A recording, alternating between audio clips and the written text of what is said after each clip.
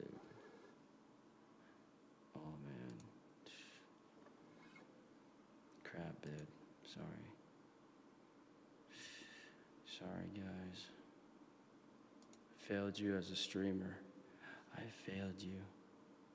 I apologize for being such a failure.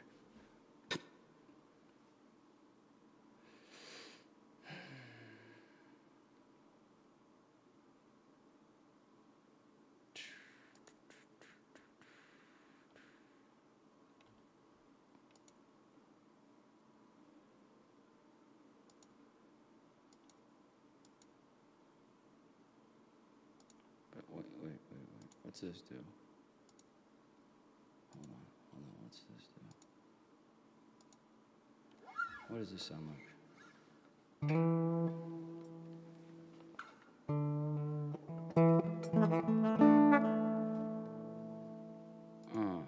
Okay, I don't know. I'm not sure. Whatever. But we do have another angle today. We can just go like this. Oh. What's up? What's up, Blackie Camera? What's up, Blackie Camera? Oh.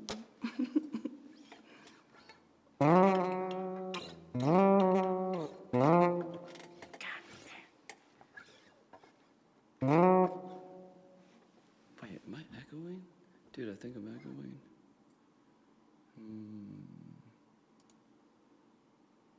How can I check?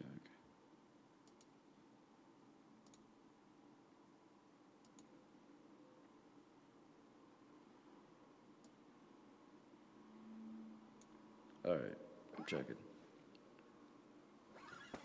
No, that sounds good.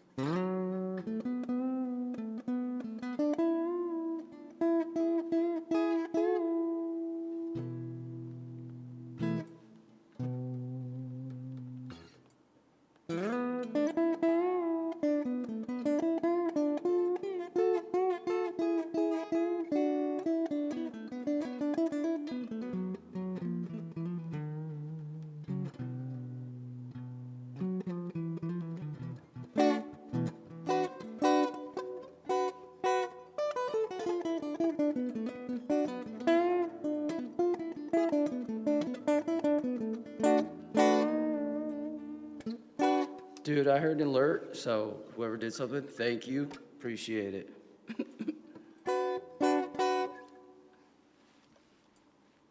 I really appreciate that. Thank you for whatever you did. Yo, sweet, man. Hell yeah. What's up, American Josh, dude? Hell yeah, dog. I'm glad that you love your Strat, dude. Fuck yeah. This is like a cheap one that I just like gutted out and like replaced with the strings I wanted. And then did like some stuff with the block in the back. All the stuff you can like look up pretty much to like change. I kind of tried to change that, but yeah, man. Hell yeah, bro.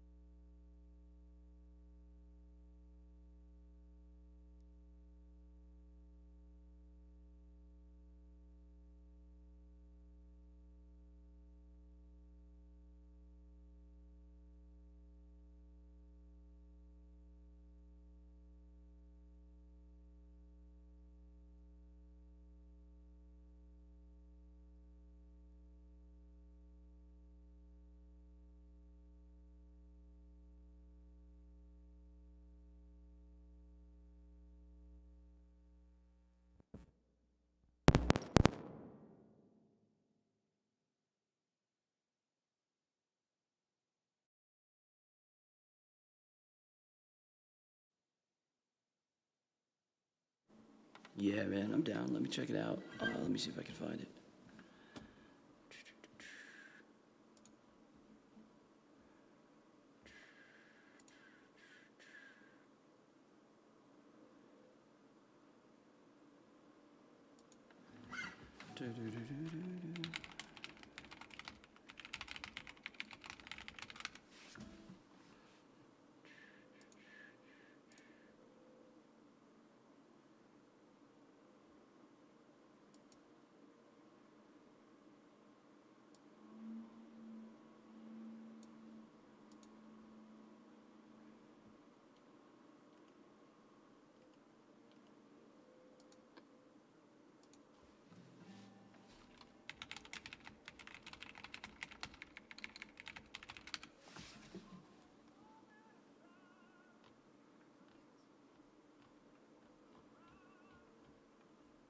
Oh, dude, this is awesome.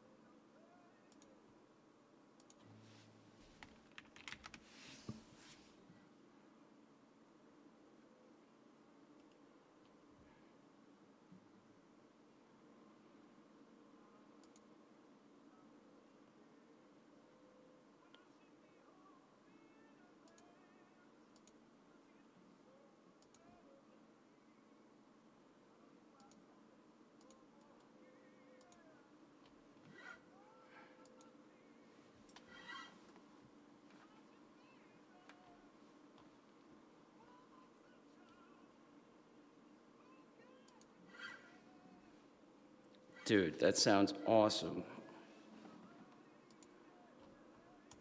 I'm trying to find a tab right now on it. It sounds amazing though. Holy shit. Yeah, I love that. That sounds so good. Damn, how did you find that? How did you hear about them?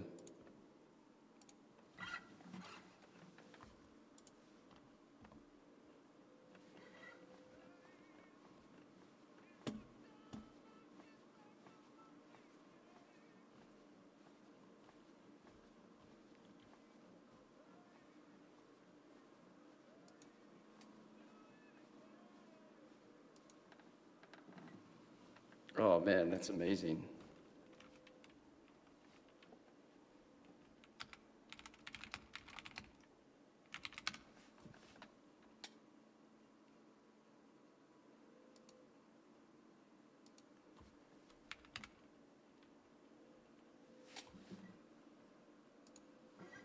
Oh, hell yeah.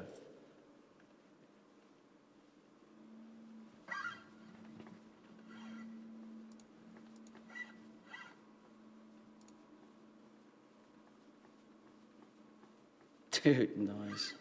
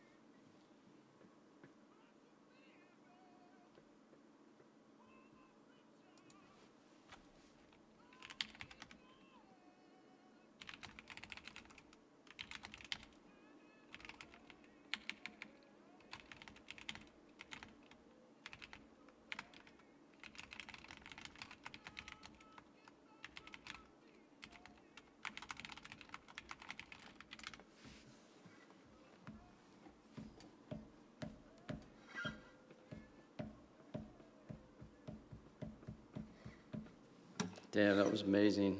Holy shit, bro. Oh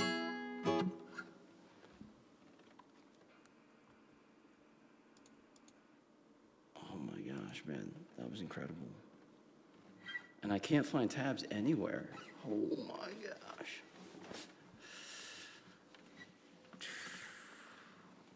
Holy shit. This sounds so cool, man.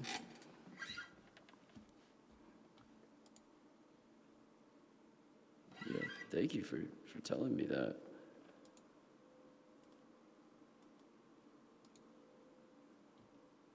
Damn, I'm just gonna keep on searching.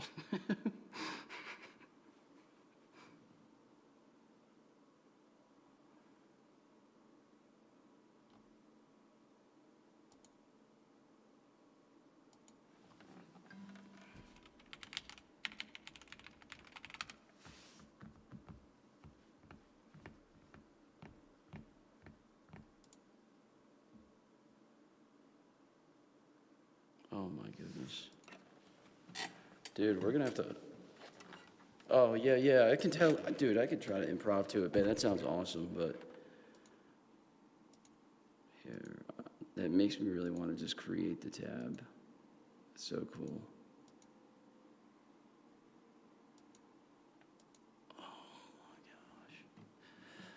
Oh, I just thought you were gonna jam along. Hell yeah, man. That would've been so sweet.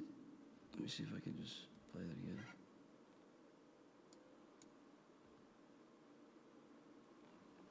Yeah, dude, that's so awesome.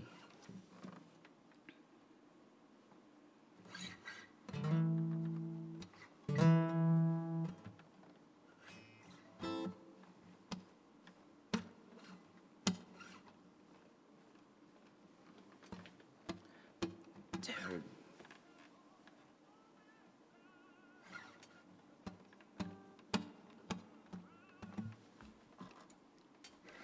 Man, that makes me want to just like tab that out for like the next like week. Just like, just straight up, just figure it out. That was an awesome suggestion though, man. Thank you. That was really cool.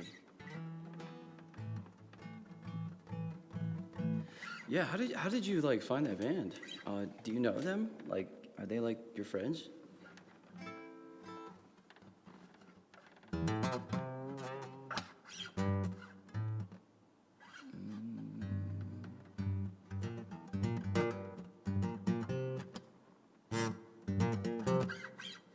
Not quite, but maybe.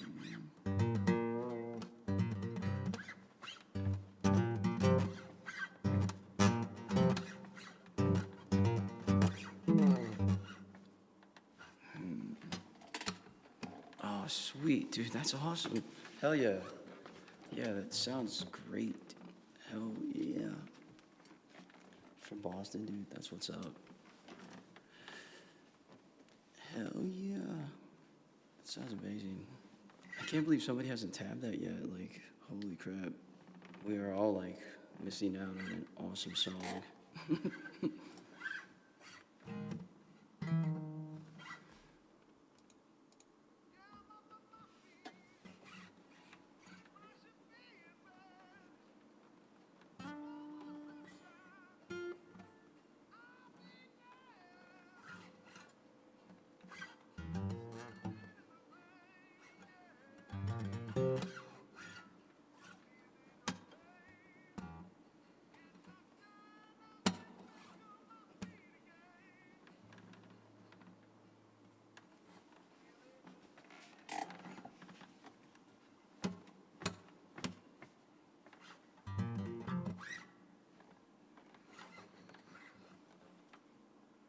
Yeah, it's like really, really tricky, man. Yeah, pretty much, man. I'm just chilling out. Yeah, my mom's Filipino. She's actually in the Philippines right now, I think. But yeah. Yeah, I'm from New York, man, originally. So, yeah. Man, that song is amazing. You're from the Philippines? Yeah, I think she's visiting over there. My mom's visiting over there right now. Yeah, and I'm just chilling pretty much. Yeah, I thought that actually going into this. I was like, man, it's kind of late. It's pretty late. But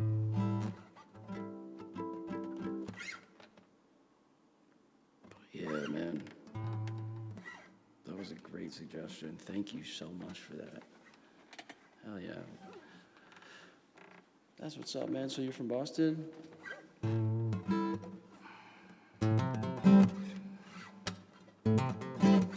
That like progression is so sweet.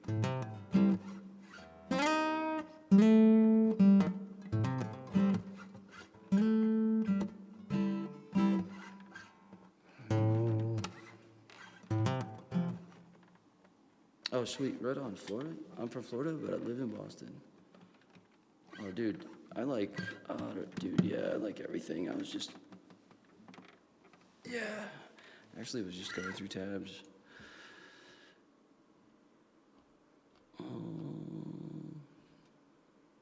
Trying to think of like other stuff that I've played before, like maybe I haven't played in a long time.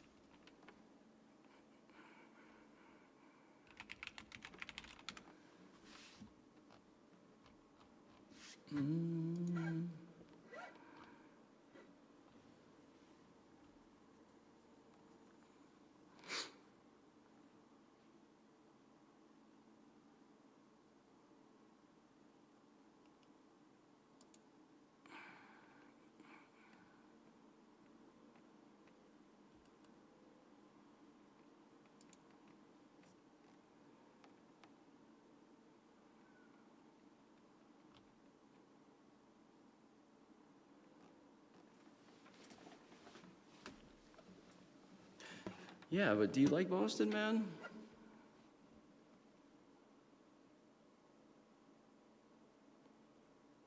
How is it out there? I've heard like various things about it. Pretty good things. Yeah, not too much. Right on. Right on.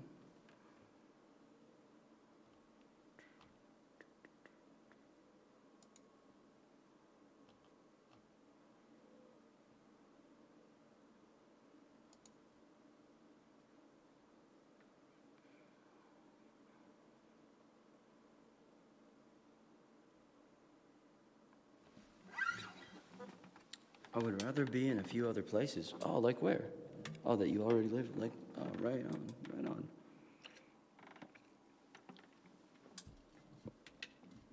Where would be like your favorite place? Baton Rouge? Dude, I almost went there once on a business trip, and I was kind of like really excited to go because I've always heard like really cool things about that place.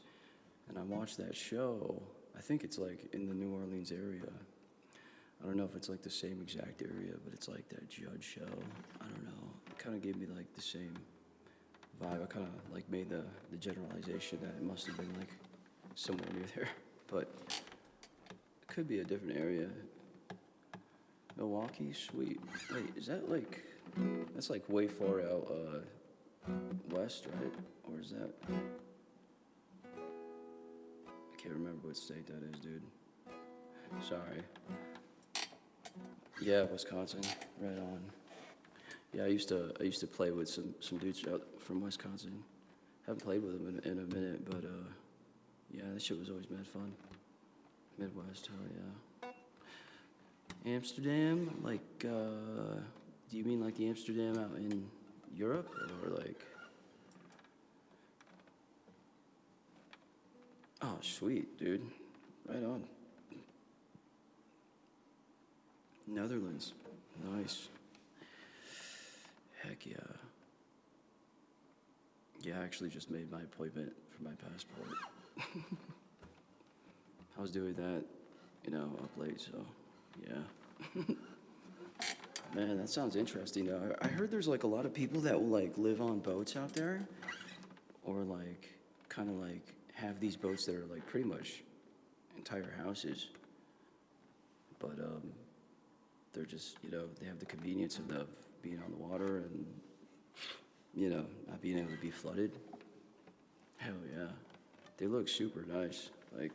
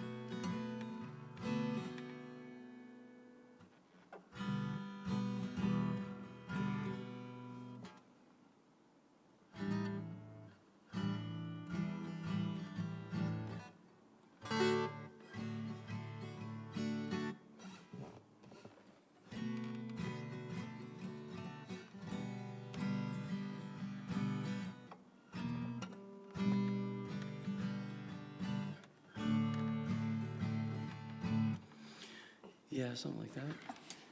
I'm gonna head out. You should def sub to that band. Oh, hell yeah, dude. Absolutely. That was an instant subscription, man. I instantly subscribed. Hell yeah.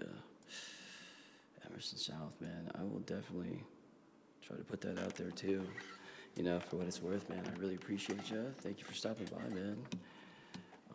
And the rest of the album is also fire. All right, man. I will check that out for sure. I love when I find something that, is getting slept on, but, is super awesome. And just like slaps so hard. Because that slaps so hard, dude. Yeah, tell those dudes that is awesome. Hell yeah. Thanks, man. Hell yeah, dude. I appreciate it, bro. I'm gonna get them to follow your IG. Good night, bro. Hell yeah, man. Take care, man.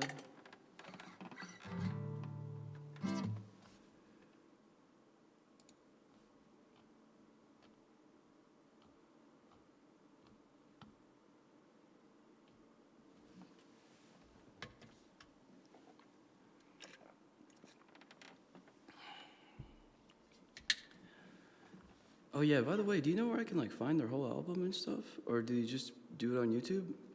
It says Records DK. Provided to YouTube by DistroKid. Right on.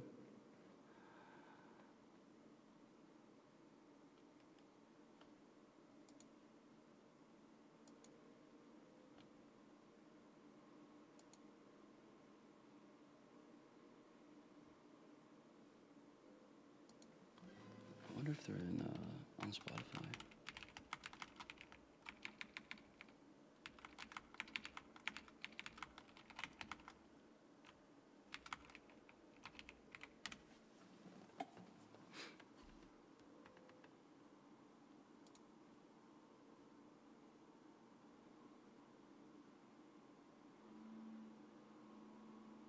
Dude, right on.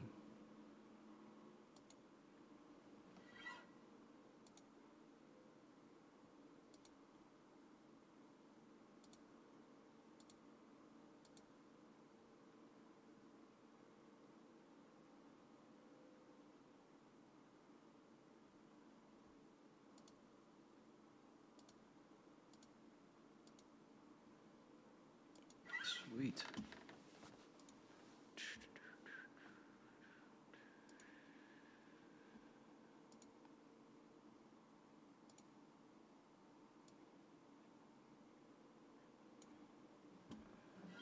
Hell yeah, bro.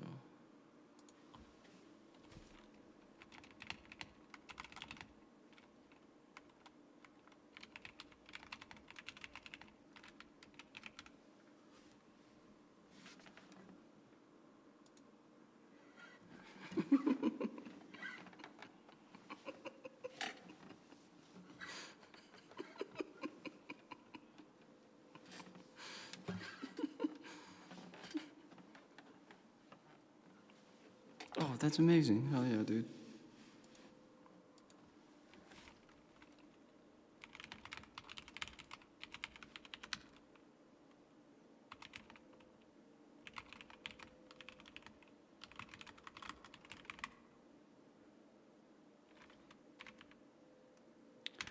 Hell yeah, man.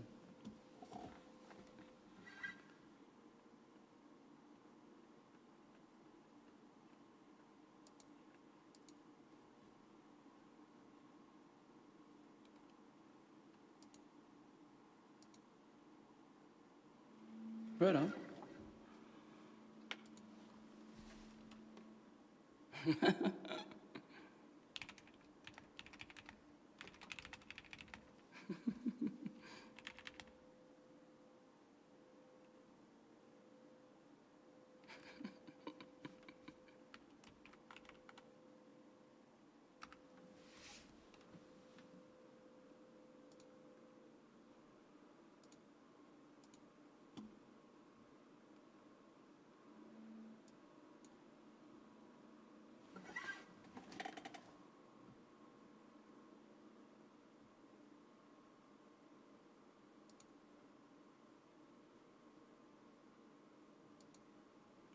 Okay, so I take it that like I couldn't hear it.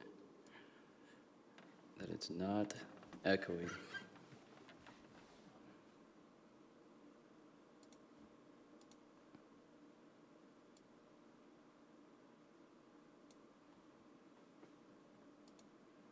Hell yeah, man. Very cool, dude. I love when that happens. That's so awesome. Man, that song is so killer too. It like goes so hard and oh, I love that, dude. It reminds me, I used to like jam with one of my friends like that. We would just like improv the whole time, and we'd just like set up something to record just in case, you know. We like ended up, you know, getting a extra funky jam out of the way. And there were many times where it was like, dude, so glad that we recorded that. Oh. Let me see.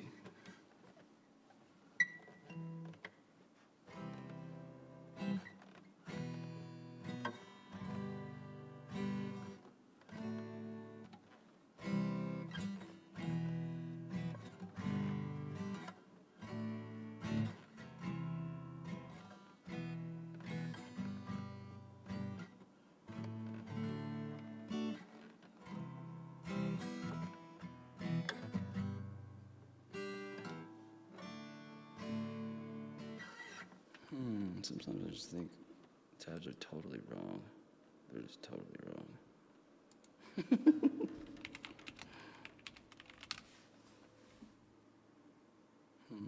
Let's see. Okay.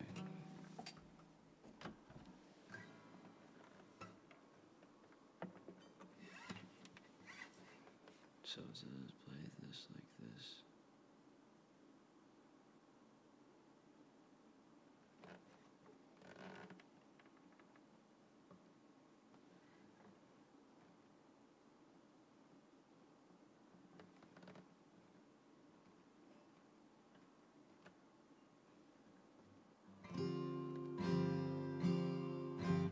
C suspended.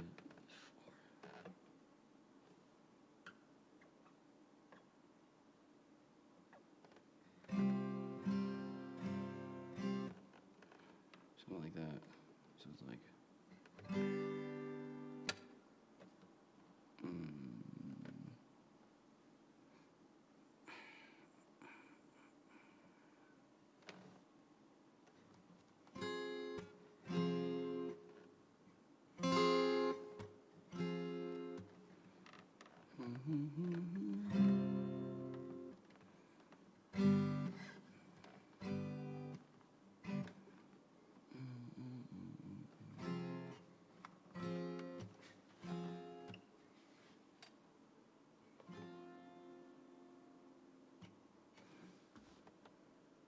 Oh wait, yeah, duh.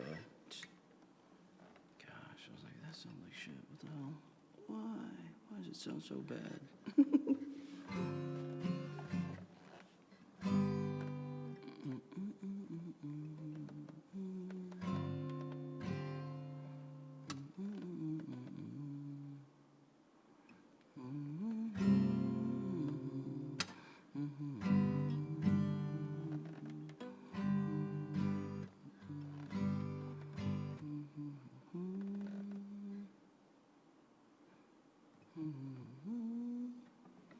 Wait, like this.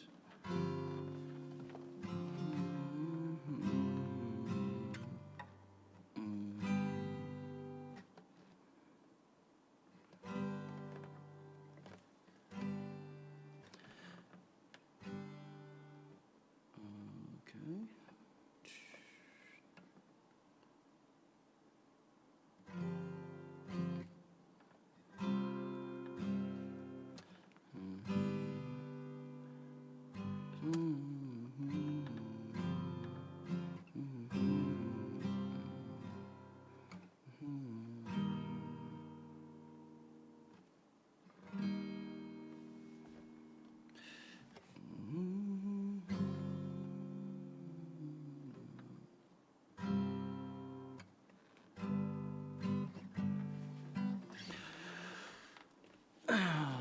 Man, maybe that one was okay. I don't know. Go try another one too.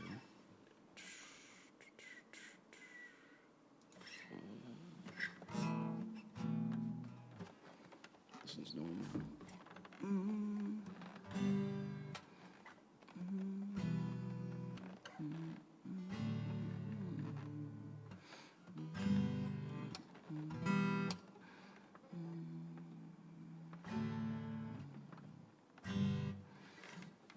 Alright, skip ahead.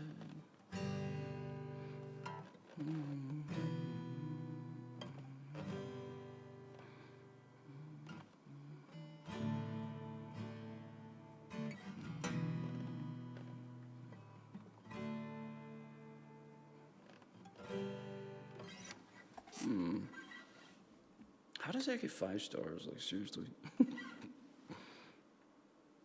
Damn. Like, I can't even tell that that's the song I'm playing, you know? It's like, what is going on?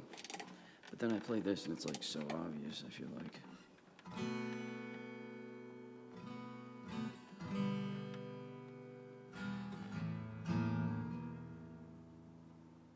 Wait.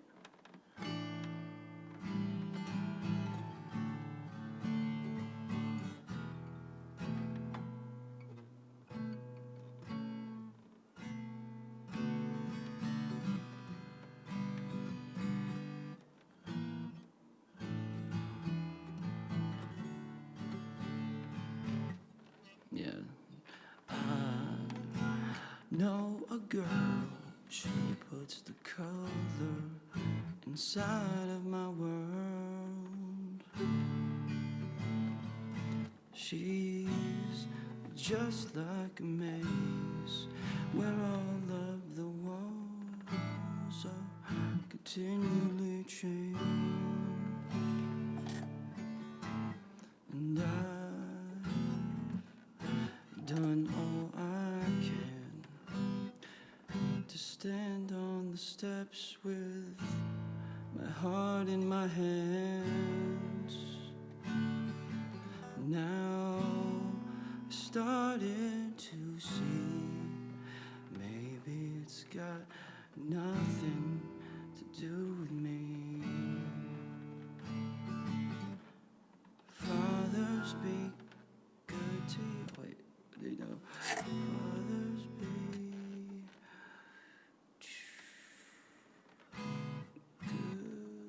to your daughters.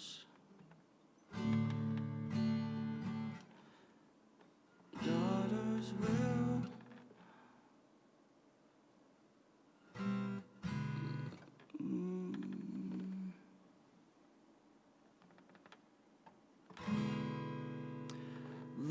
like you do.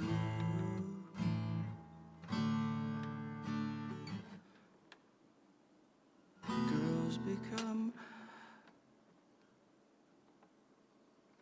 lovers, will turn into mothers.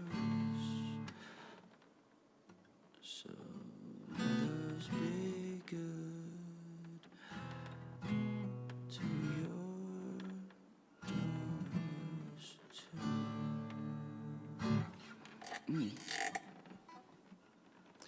Fathers be good to your daughters. Daughters will love like you do. Girls become lovers who turn into mothers.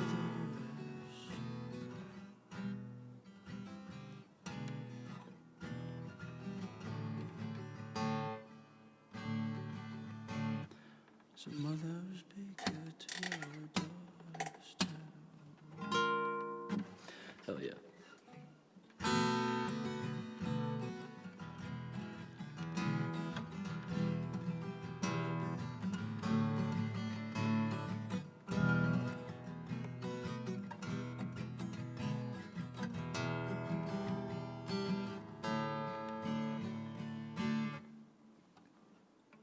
Oh, you see that skin? It's the same she's been standing in since the day she saw him walking away. Now she's left cleaning up the mess he made. So fathers be good to your daughters. Daughters will love like you do. Sorry.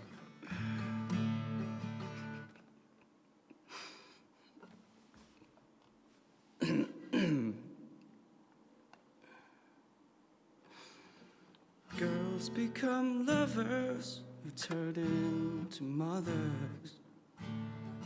So mothers, be good to your daughters too. And then we get into the harder part.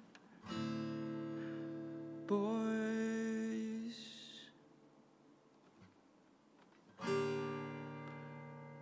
you can break.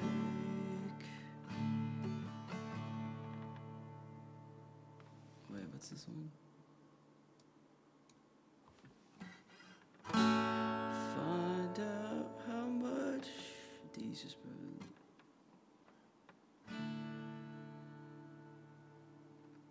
They could take D minor 7.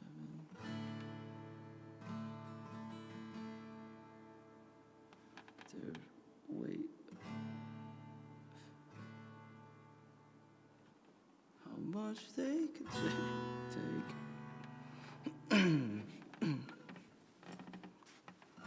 Alright, wait. So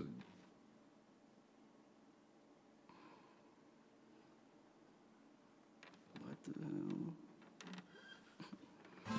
Boys, you can break.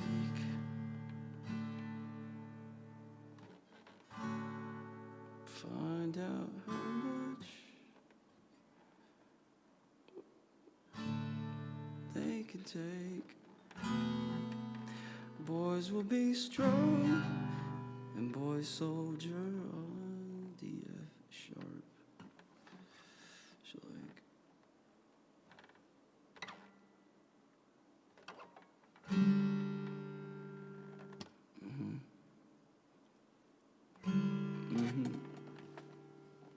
D minor 11.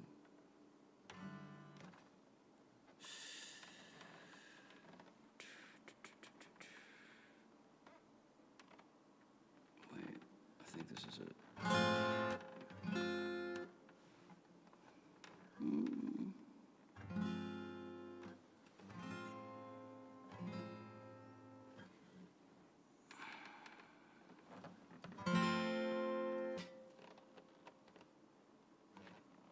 But boys would be gone without warmth of a A7 suspended to the fourth. Or A suspended, A7 suspended form.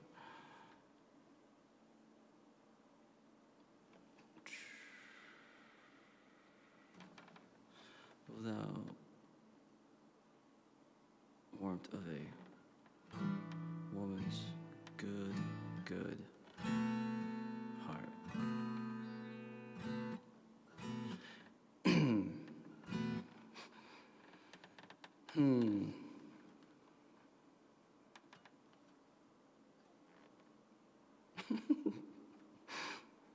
I love like not playing stuff ever and then just like copied on here and just trying to play it first time try. Boys soldier on, boys would be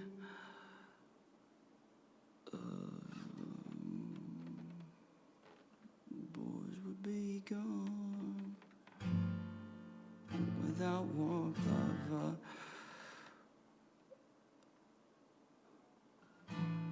woman's good heart.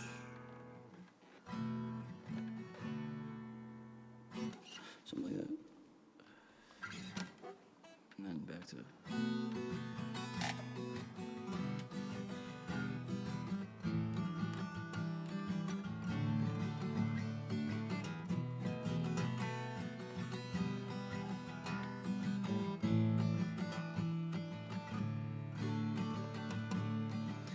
on behalf of every man, we're looking out for every girl. You are the God in the way of our world.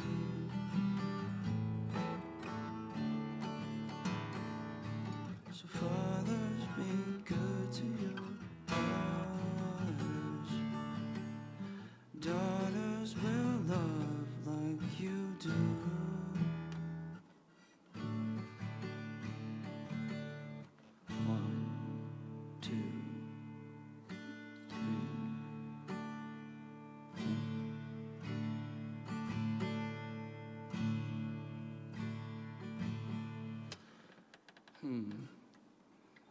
Girls become lovers who turn into mothers. So mothers, be good to your daughters too. So mothers, be good to your daughters too. So mothers, be good to your daughters too.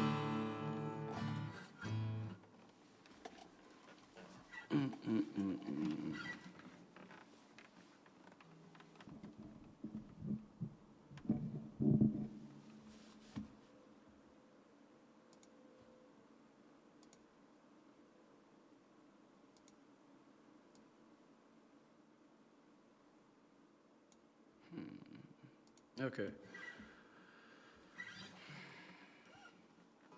I know a girl, she puts the color inside of my world. But she's just like a maze where all of the walls all continually change.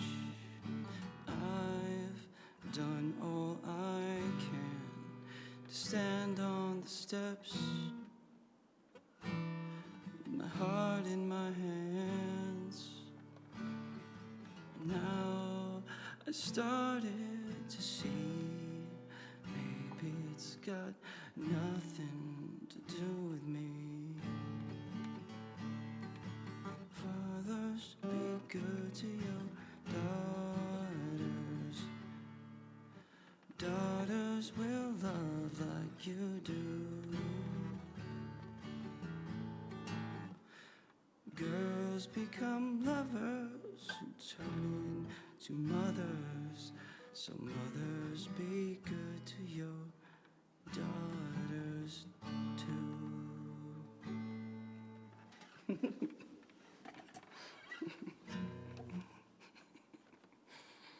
It's a good song.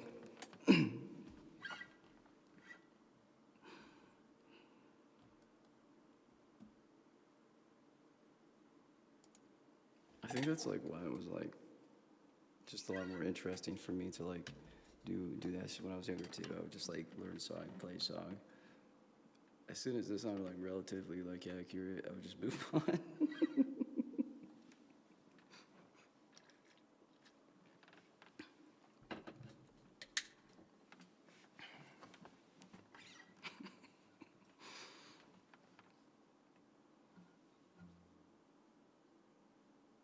The song is in 3/4 time, meaning each chord is played for one strumming pattern as shown above except a bridge.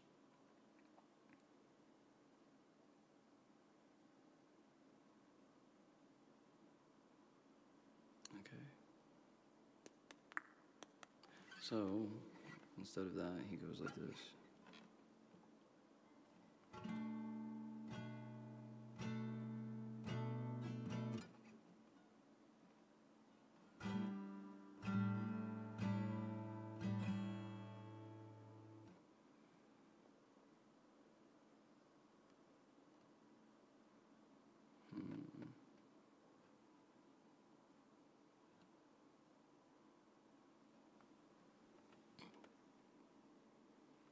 Interesting.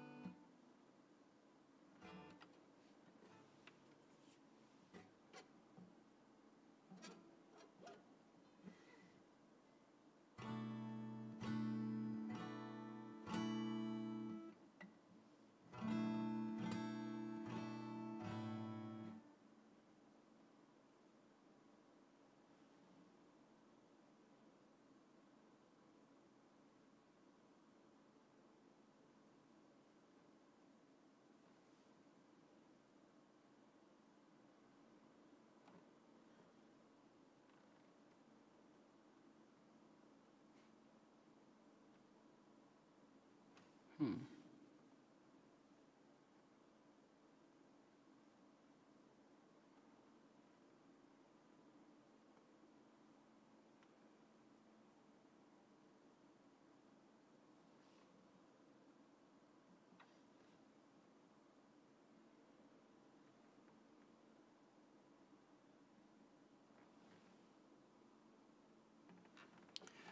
Okay.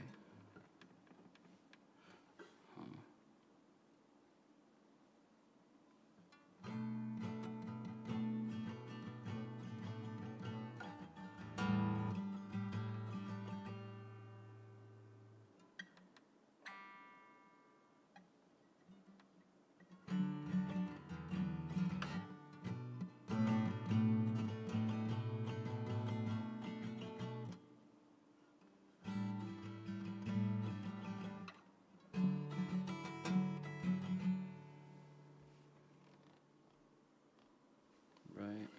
Huh, that's so interesting, dude. I know a girl. She puts the color inside of my world. Wait, what's he do for this one? Yeah, that's it. But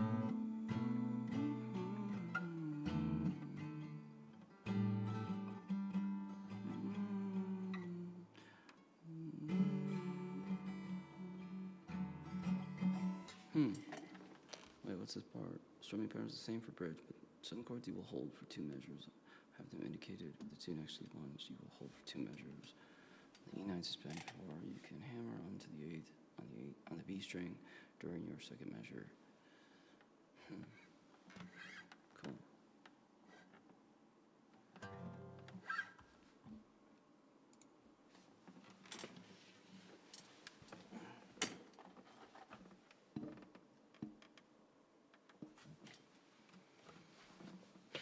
Pretty cool.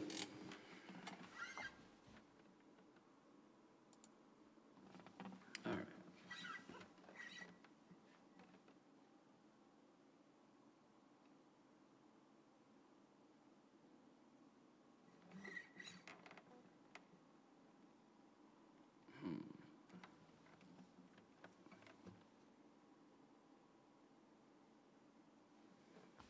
Damn, I can't read this. It's like messed up.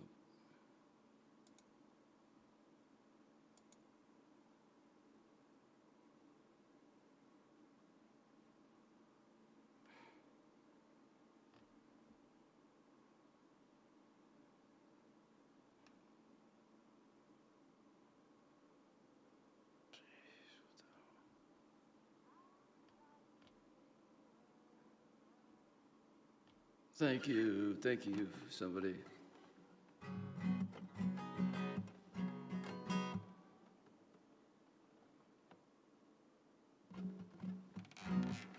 Hell yeah, dude. Appreciate it. Appreciate you guys.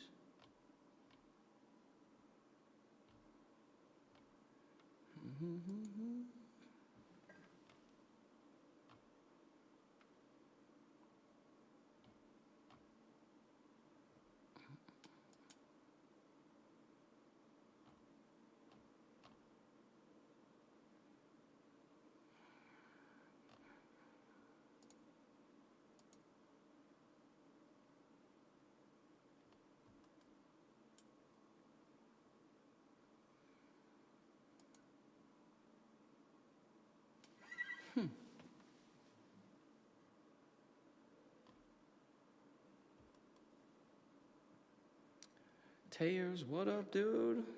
Hey, brother, what's good, man? How are you?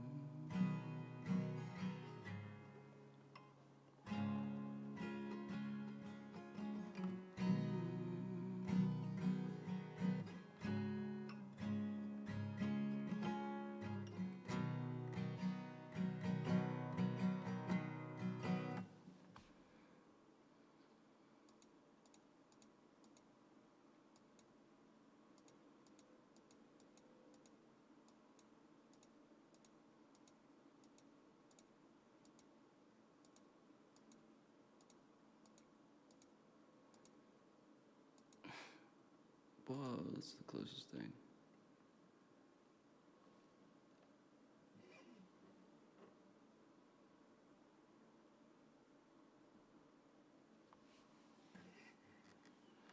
Now, B in the lyrics is the timing to switch to the second part of the riff, i.e., third fret on the G sharp, and the C sharp signifies using the open A string for the first part of the riff. It's pretty quick, and he mixes up the ending. The zero hammer 2 is an educated guess, but play around with it, finger picking. Okay.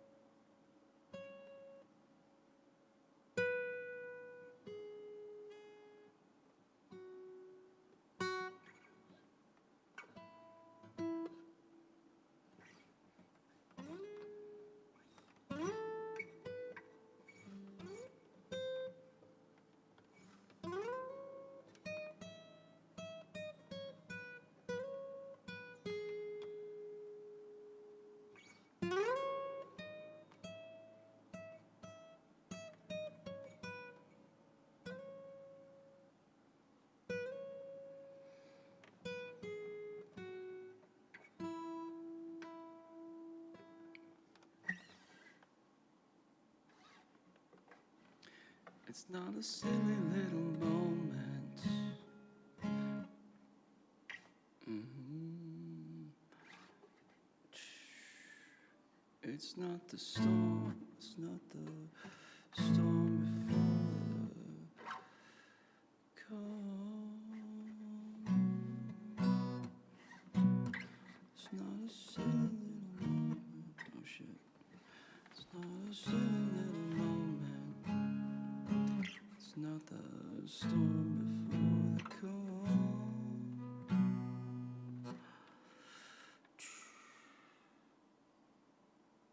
Oh yeah. It's not the storm before the calm.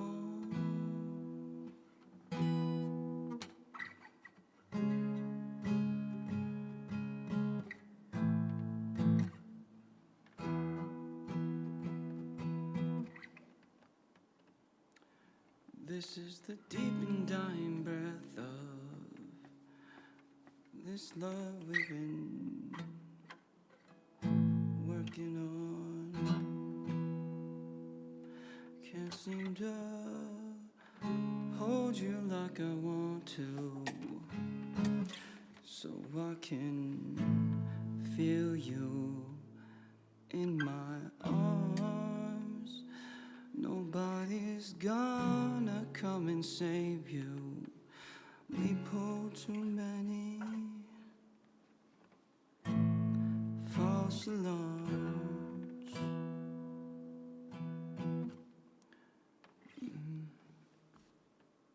7998. So like this. Oh yeah. We're going down, and you can see it too. We're going down, and you know that we're doomed.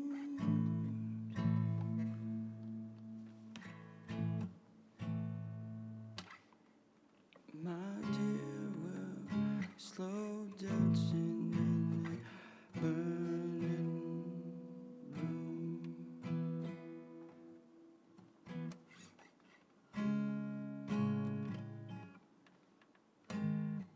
Shit.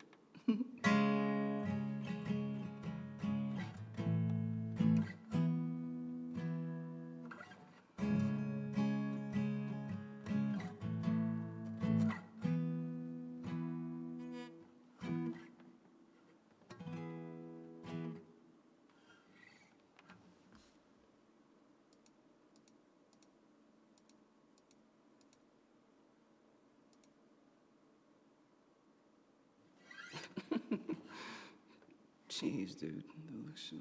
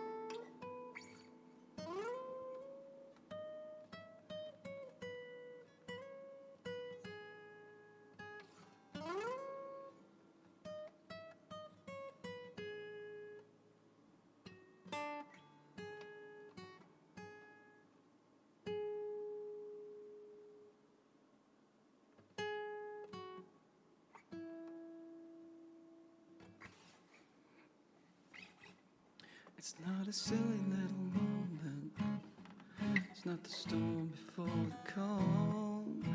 This is the deep and time breath of this love we've been working on. Can't seem to hold you like I want to, so I can feel you in my arms. Nobody's gonna come and save you. Pull too many false alarms. We're going down, and you can see it too. We're going down, and you know that we're doomed.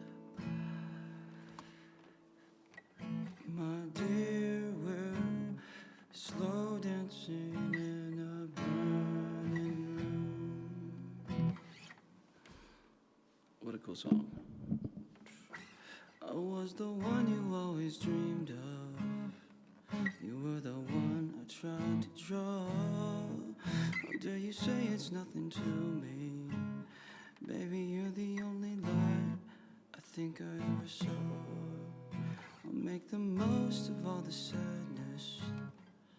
You be a bitch because you can.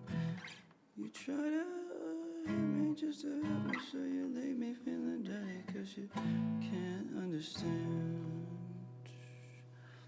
We're going down, and you can see it too. We're going down, and you know that we're doomed. My dear, we're slow dancing in a burning room. The solo is pretty sweet though.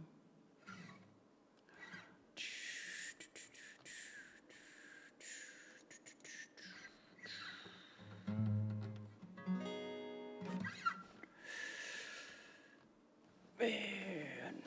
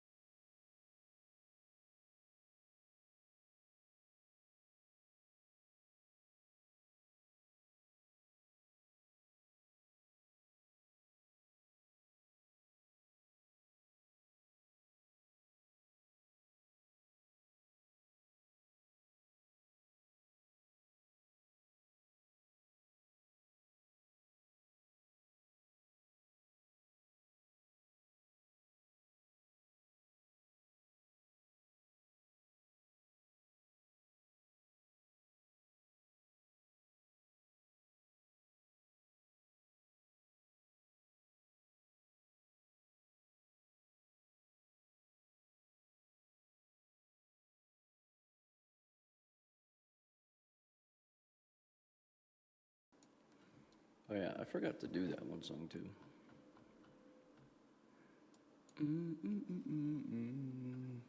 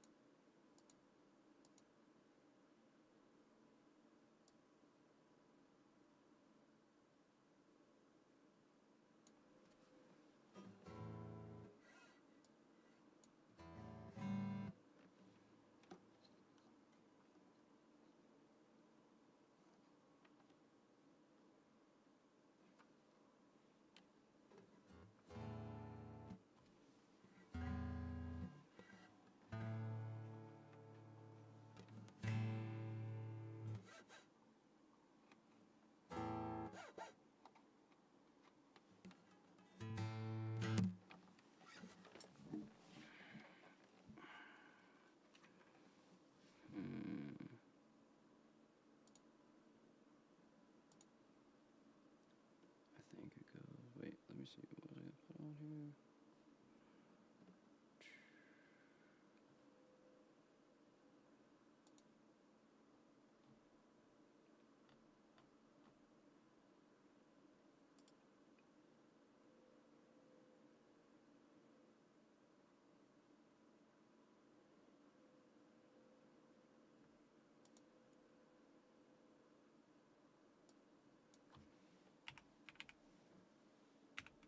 What the?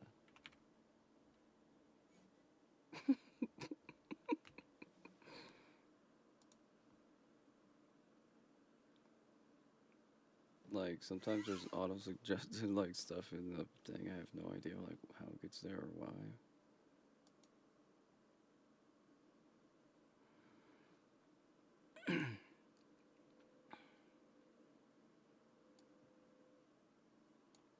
All right, so this is He wasn't there chords. Mm-mm-mm-mm-mm. I think it's.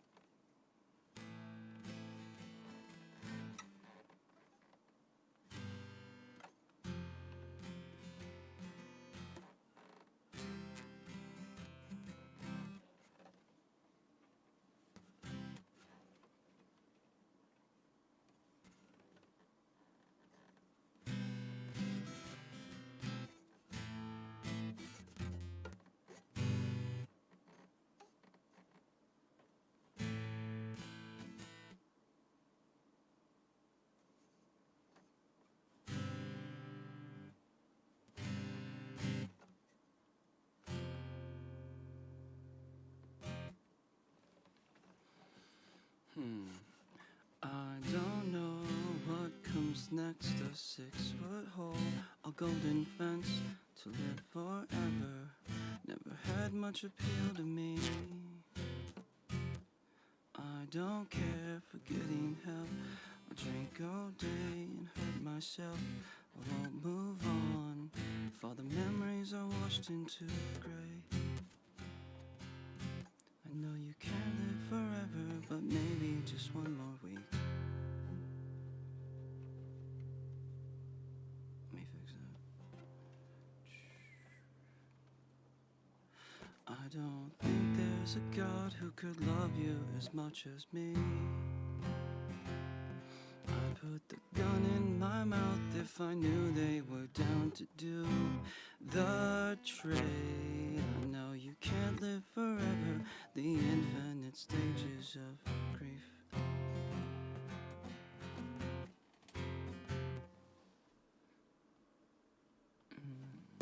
I don't know what comes next.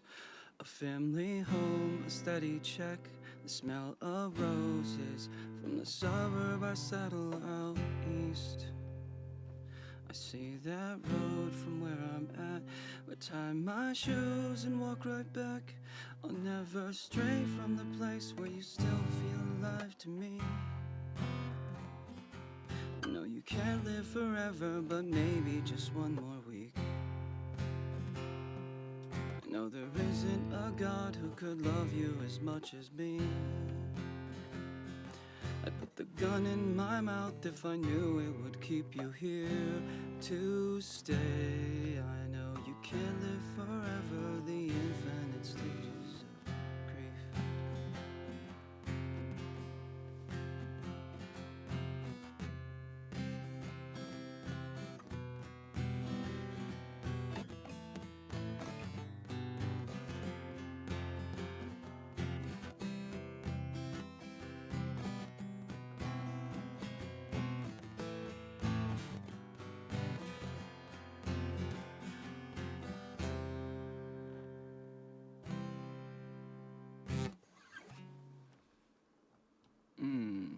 Something sounds so different. I don't know what, but.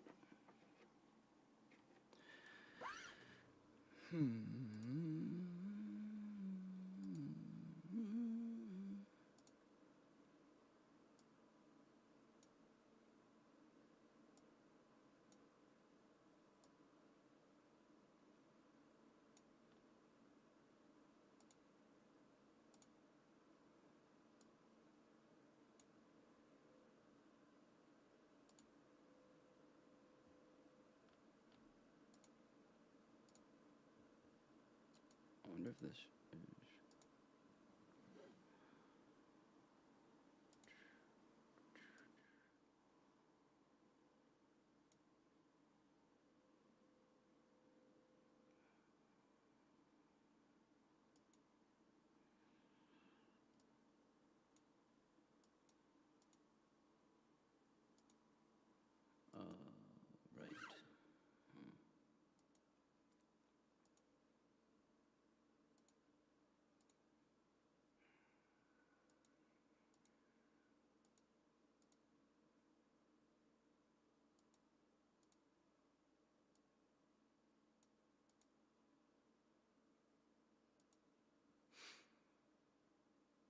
Right. All right. I don't know what comes next. A 6-foot hole, a golden fence to live forever. Never had much appeal to me. I don't care for getting help. I'll drink all day and hurt myself. I won't move on if all the memories are washed into a grave. No, you can't live forever, but maybe just one more week.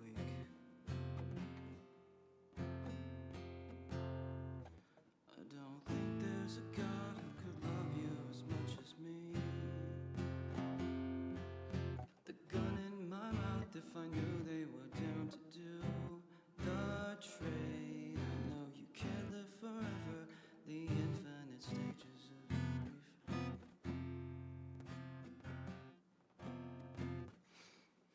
I'm at the point where I think I might want to play the official one, but when you're learning a song, it's really important that you can even pick it up. At least for me, if I find it too complex, then I like lose all hope. So I just like don't even bother with like the song. I'm just like, dude, it's too much. It's too much. It's too much. But I don't know.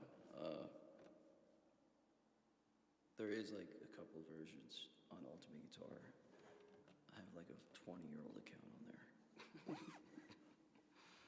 But I don't know, it's weird. It's like they're always like charging like subscriptions or something. They like want you to like ungrandfather yourself from like the non-pay subscription, because I like bought a lifetime subscription back in like 2010 or something.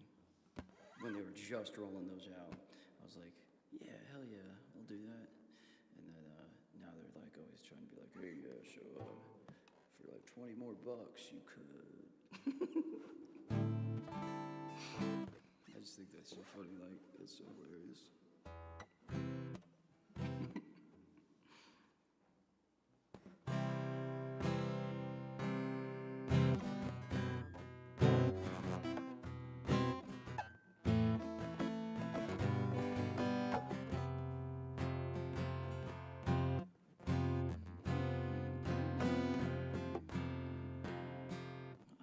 nice because it's like and 2 and 3 and 4 and 5 and 6 and 7 and 8 and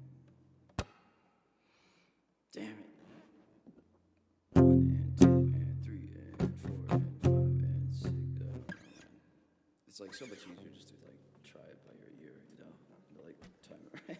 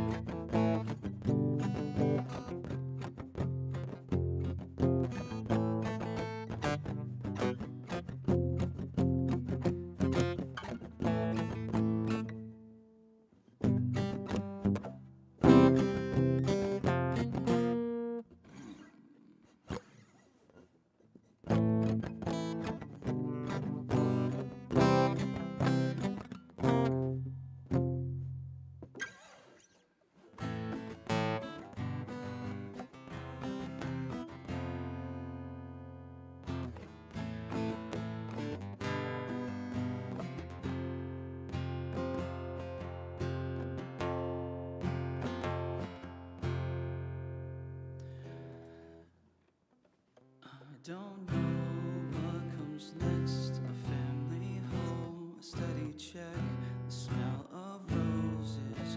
From the suburb I settle out east. See that road from where I'm at, but tie my shoes and walk right back. I'll never stray from the place where you still feel alive to me. I know you can't live forever, but maybe just one more week. I know there isn't a God who could love you as much as me. I'd put the gun in my mouth if I knew it would keep you here to stay. I know you can't live forever, the infinite stages of grief.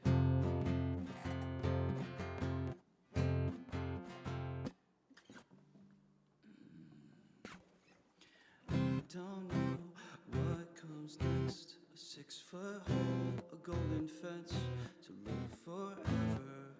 Never had much appeal to me. I don't care for getting help. I'll drink all day and help myself. I won't move on if all the memories are washed into gray. You know you can't live forever, but maybe just one more week. I don't think there's a God who could love you as much as me. Put the gun in my mouth if I knew they were down to do the trade. I know you can't live forever, the infinite stages of grief.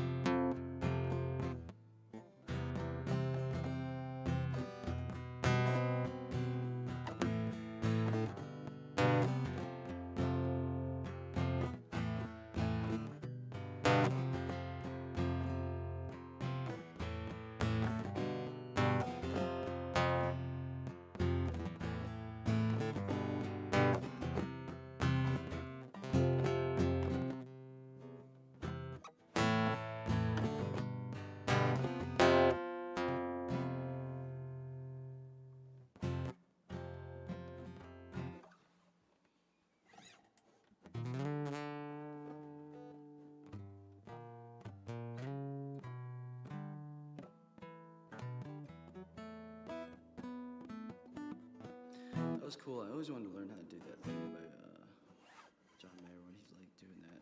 He's all like. All right.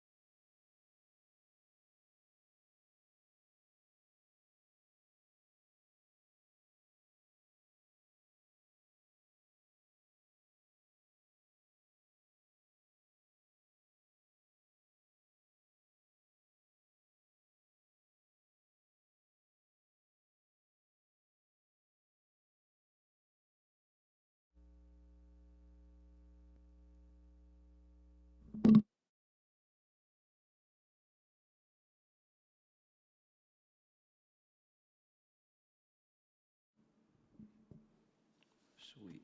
Okay. Change this.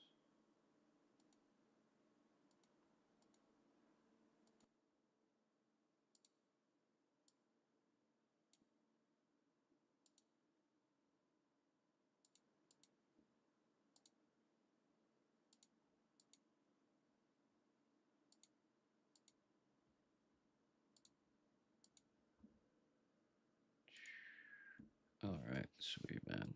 Cool.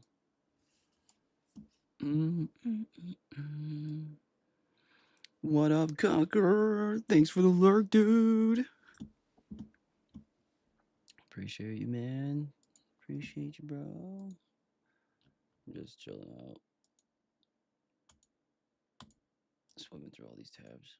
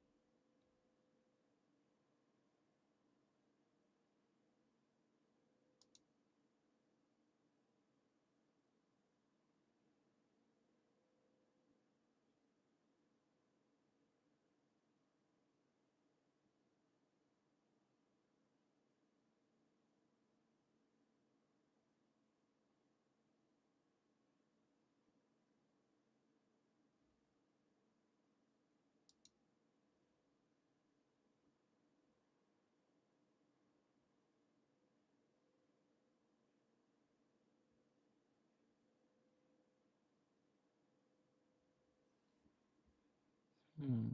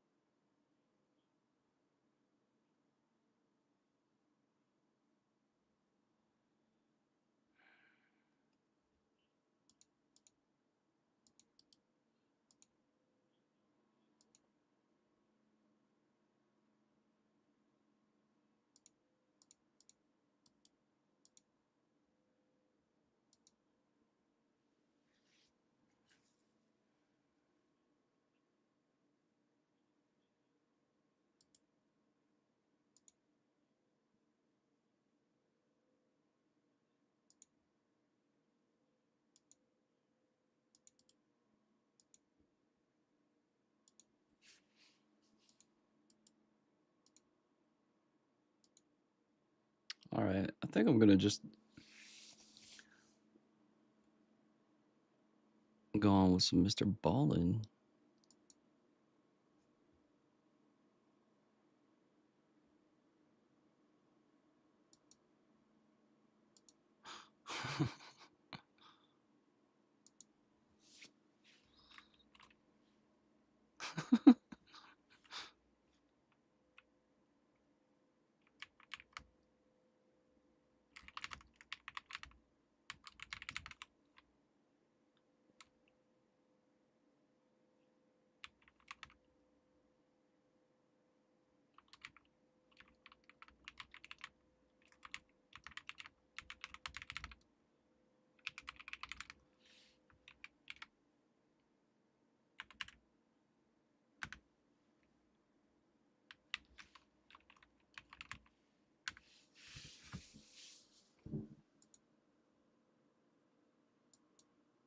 Oh yeah.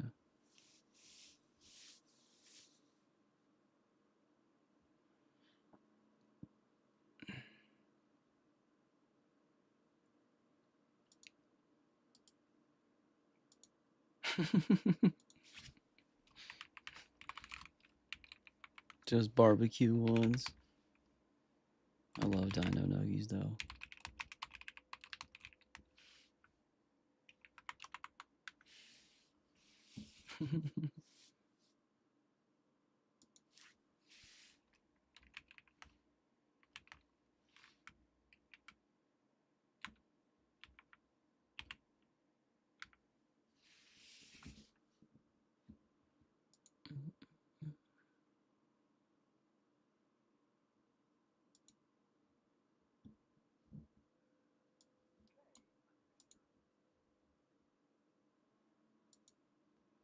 So to fix this, like,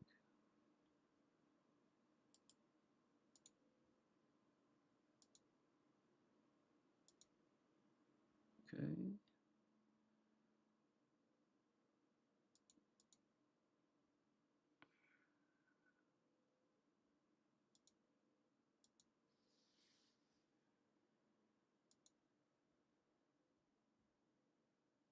Esoteric mine not far from the village of Okay. Muir.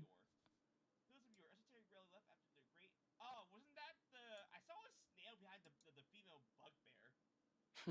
There's eight of these pillars around the coast, with four a believed theories are wrapping a circular coast. They are indestructible, although there's some esoteric within them. No one has been able to make use of them at all. The mines of Tol Almond, a place of thick veins of endless glowing amber and platinum. But the walking god, the white maid, for whatever reason, sealed shut at some point, according to legends. Walking gods described divine avatars who rose and fell in the divine era. Most major religions on the coast today are built around these figures, and the influence can be felt everywhere. For instance, the last known walking gods was dated 27 years ago, divine era. There are the five eras when the first gods were born out of mortal folk, and power begins to entirely fall into their wonderful and fragile hands. See it esoterically, probably since we can't seem to locate it. Let's see. So there's ancient snail folk, and then there's slightly less ancient cat folk who build cats on top of snail stuff. Exactly. Layer upon layer, like corpse cake. So you looking for it? Oh yes, I'm not loading this, of course. My research has shown me clear indications that these two ruins below Tolstad are more or less unexamined. At least my skilled hands. Your hands are very skilled. Very skilled. How can you mine an entire mine? You'd be surprised. The city below the city is... Oh, what is it? 4 or 5 levels of sprawling tunnels and caverns? Here in the Tolstad is only this time inaccessible. There could easily be some crevice far down that no one even the city's greatest paladins have gotten close to discovery. The deep places of the world holds many secrets. So what's the problem? Move on. There's a problem with this site. But I am almost finished here, and I'm able to gain access to the second White Main ruins. It is inside HWT territory, and they are able to allow join me past. Those goblins are high.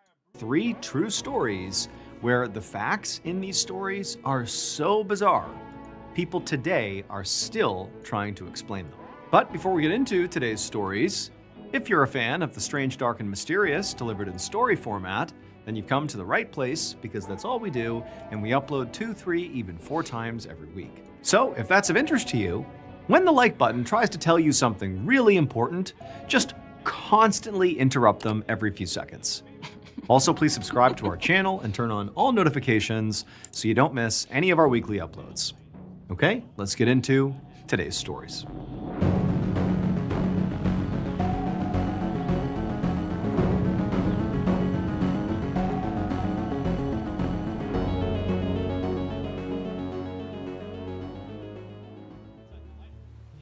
Around 8 p.m. on April 25th, 1977, a 31-year-old man named Apolinario Souza Correa poured water on the campfire that he had built with his 3 brothers, Firmino, Aleriano, and Jose, on the beach of a small, uninhabited island in northeast Brazil. The island was called Crab Island, and Apolinario and his family would take their boat there all the time because they would harvest lumber that they would then sell to local construction workers. Now, when they would go out to Crab Island, pretty much every single time, there was nobody else on this island. It was all theirs. But there was a specific reason for that. It was because most of their neighbors thought that Crab Island was haunted. People who visited the island would often report hearing these strange voices coming from the forest, in particular at night, even though nobody lived on this island. And then sometimes people even saw lights flashing over the treetops. But Apolinario and his brothers made really good money by going out to Crab Island, and also they just were not afraid of the stories people told. They thought they were all made up. And so today, they had arrived at Crab Island during high tide, which had been at about 12 p.m., and then they had spent the entire afternoon chopping down trees. But that didn't concern them, because they really hadn't planned to immediately sail back home. They had planned to actually have dinner on the island after they were done working, and then maybe sleep for a few hours actually on their boat while it was out on the mud. And then while they were sleeping for a few hours, the tide would come back in again, it would raise their boat up, they would wake up, and they'd be ready to sail home at that point. And so that's what they did. They had this long day of work, they had their dinner by the campfire, and then after Apolinario put out the fire, he and his brothers waded into the mud over towards their boat, which was literally sitting, low tide on the mud, and they climbed on board, they walked. I noticed that it was playing kind of lagging, so I just tried to close everything out. But then when I did that, I kind of screwed it up. Walked into the main cabin, they laid down their sleeping pads, and it didn't take long for them all to fall asleep. Now, Apolinario and his brothers had only intended to sleep until about midnight. But when Apolinario woke back up again, Although it was still dark in the cabin, he looked out the tiny window and he saw that the sky outside was already pink from the sunrise. And when he saw this, he groaned because he knew they had overslept and had missed high tide. Basically, their boat had gone back up and then back down into the mud, and now they were stuck again and would have to wait likely until noon to finally be able to leave. So it was just a nuisance. And so at this point, Apolinario looked over to see if his 3 brothers were still asleep. And he saw that Firmino and Jose were still asleep on their sleeping pads with their blankets pulled up over their faces. But his 3rd brother, Aleriano, his sleeping pad was empty and he wasn't inside the cabin. And so as Apolinario is realizing, his 3rd brother is gone, doesn't know where he is, he hears this just deafening screaming coming from outside on the boat, but not inside the main cabin. And so immediately Apolinario, he jumps up, he runs outside, and he finds his 3rd brother, Aleriano. And his brother was completely covered in burns. Apolinario was so horrified that he just froze because it looked like his brother's skin had literally been set on fire.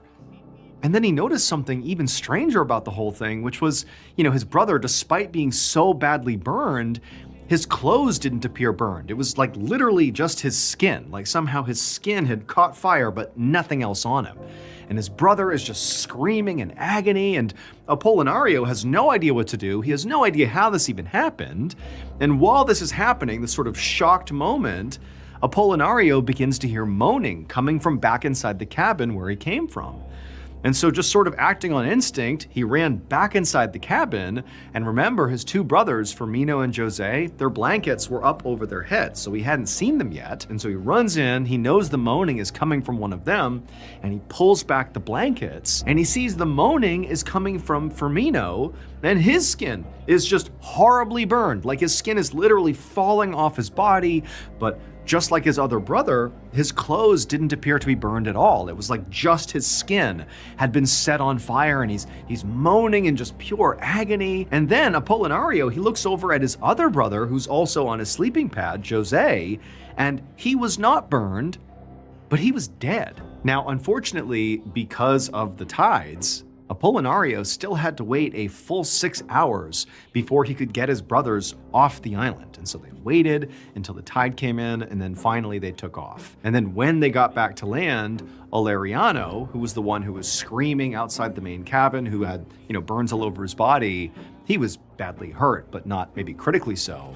He stayed behind with Jose's body, and Apolinario wound up taking Firmino to the hospital because his injuries looked like they could be critical. When they finally got to the hospital, Firmino was like barely conscious, like his injuries were really taking a toll on him.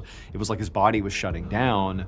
But as soon as he was checked in, the doctors asked him, like, hey, just tell us how you got these burns. Give us some indication of how this happened. And right before Firmino slipped into a coma from his burns, he was able to tell them that when he and his brothers were still out at Crab Island, he had looked out the window from inside the cabin of his boat when they were all sleeping in the boat, and outside there was this inexplicable ball of fire hovering in the air. And that's all he remembered. He had no idea how he actually got burned. So the police opened an investigation into whatever happened that night at Crab Island, and they would come up with several theories that, maybe could explain it, including that maybe the men had simply injured each other and were just sort of lying about it.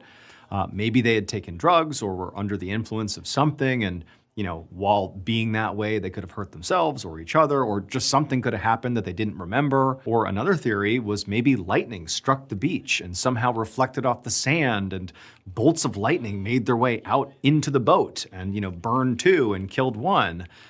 But the reality is these theories, there was no evidence to support any of them. In fact, the big takeaway from this investigation is basically that when they went out to that island, they found nothing. There was just no evidence whatsoever. Ultimately, the 2 injured surviving brothers, Firmino and Aleriano, they would make full recoveries, but neither of them ever could remember any meaningful details of what happened. And so eventually the case was closed without really any answers. But strange stories continued to come from Crab Island. People continued to hear voices and see strange lights.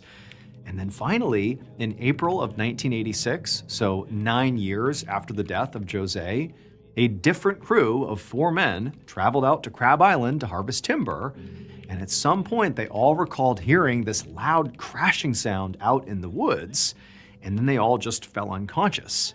And when they woke up again, it was 18 hours later.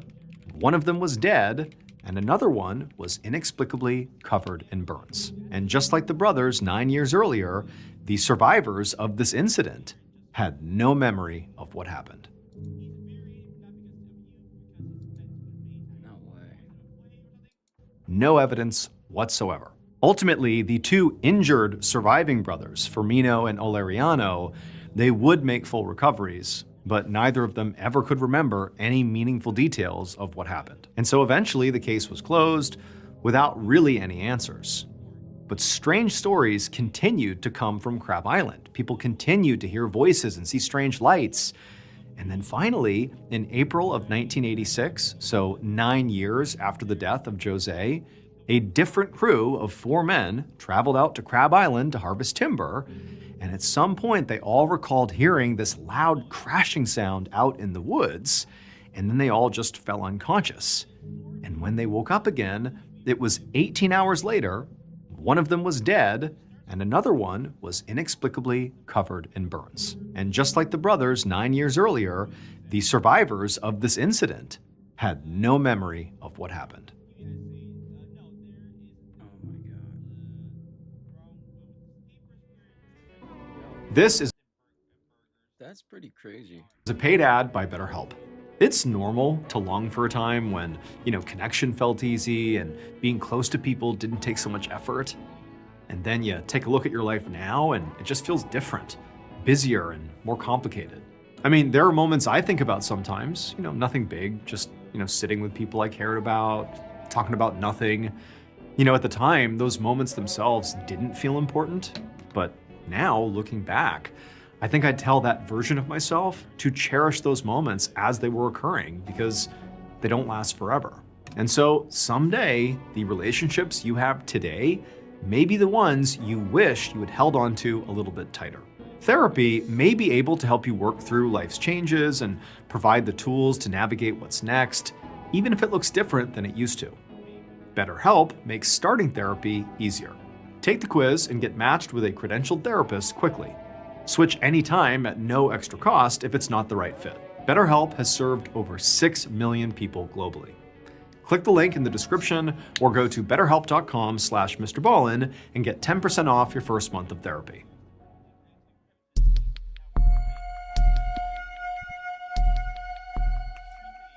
Lungy. Good old Seagull. On the night of June 12, 1993, 69-year-old Deke Slayton climbed into bed in his home in...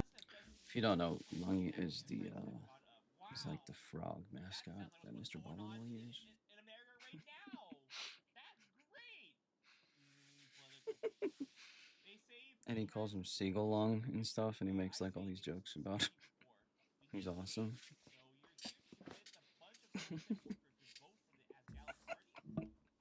League City, Texas. And even this small action, getting in bed, took a lot of effort for Deke because he was very, very sick. So Deke had a brain tumor. He'd actually been diagnosed the year before, but had then quickly gone into remission, so he thought he'd beaten it. But it had unfortunately come back a few months later, and this time it was much worse. Deke knew eventually this thing was going to kill him, and unfortunately, probably sooner than later. His wife and daughter had been taking care of him as he got weaker and sicker. And while he certainly appreciated it, the reality is it really bothered him. I mean, he was a tough guy, and he was used to being the person who took care of other people, not the other way around.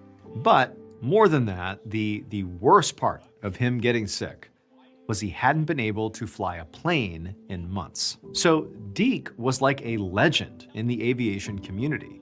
As a young man, he'd been in the Air Force and he'd flown in World War II combat missions, some of the most harrowing aerial combat in recorded history. And Deke had loved being up high and looking down at the world from his cockpit so much that after the war was over, he'd gone one step further, to space. And he had not just become a regular astronaut.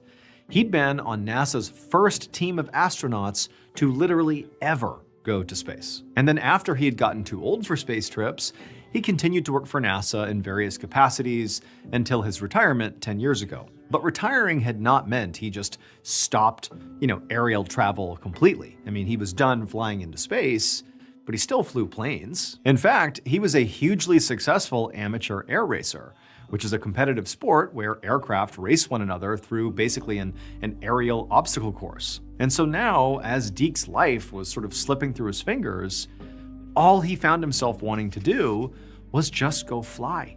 He had this plane called a Stinger, which he used for racing. It was this red, small plane that was super loud, pretty unique, but he loved this plane, and he just constantly fantasized about getting back in the cockpit and going for a ride. However, Deke did know that because of his tumor, realistically, him flying a plane would not be safe. His speech was shaky, and he was tired all the time.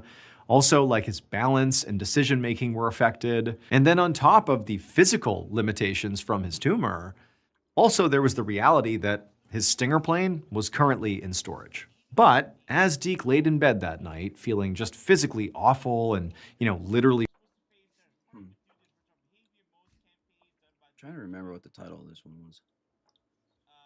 I could probably. Okay, have I seen this document before? Never. It must. What document? It is not.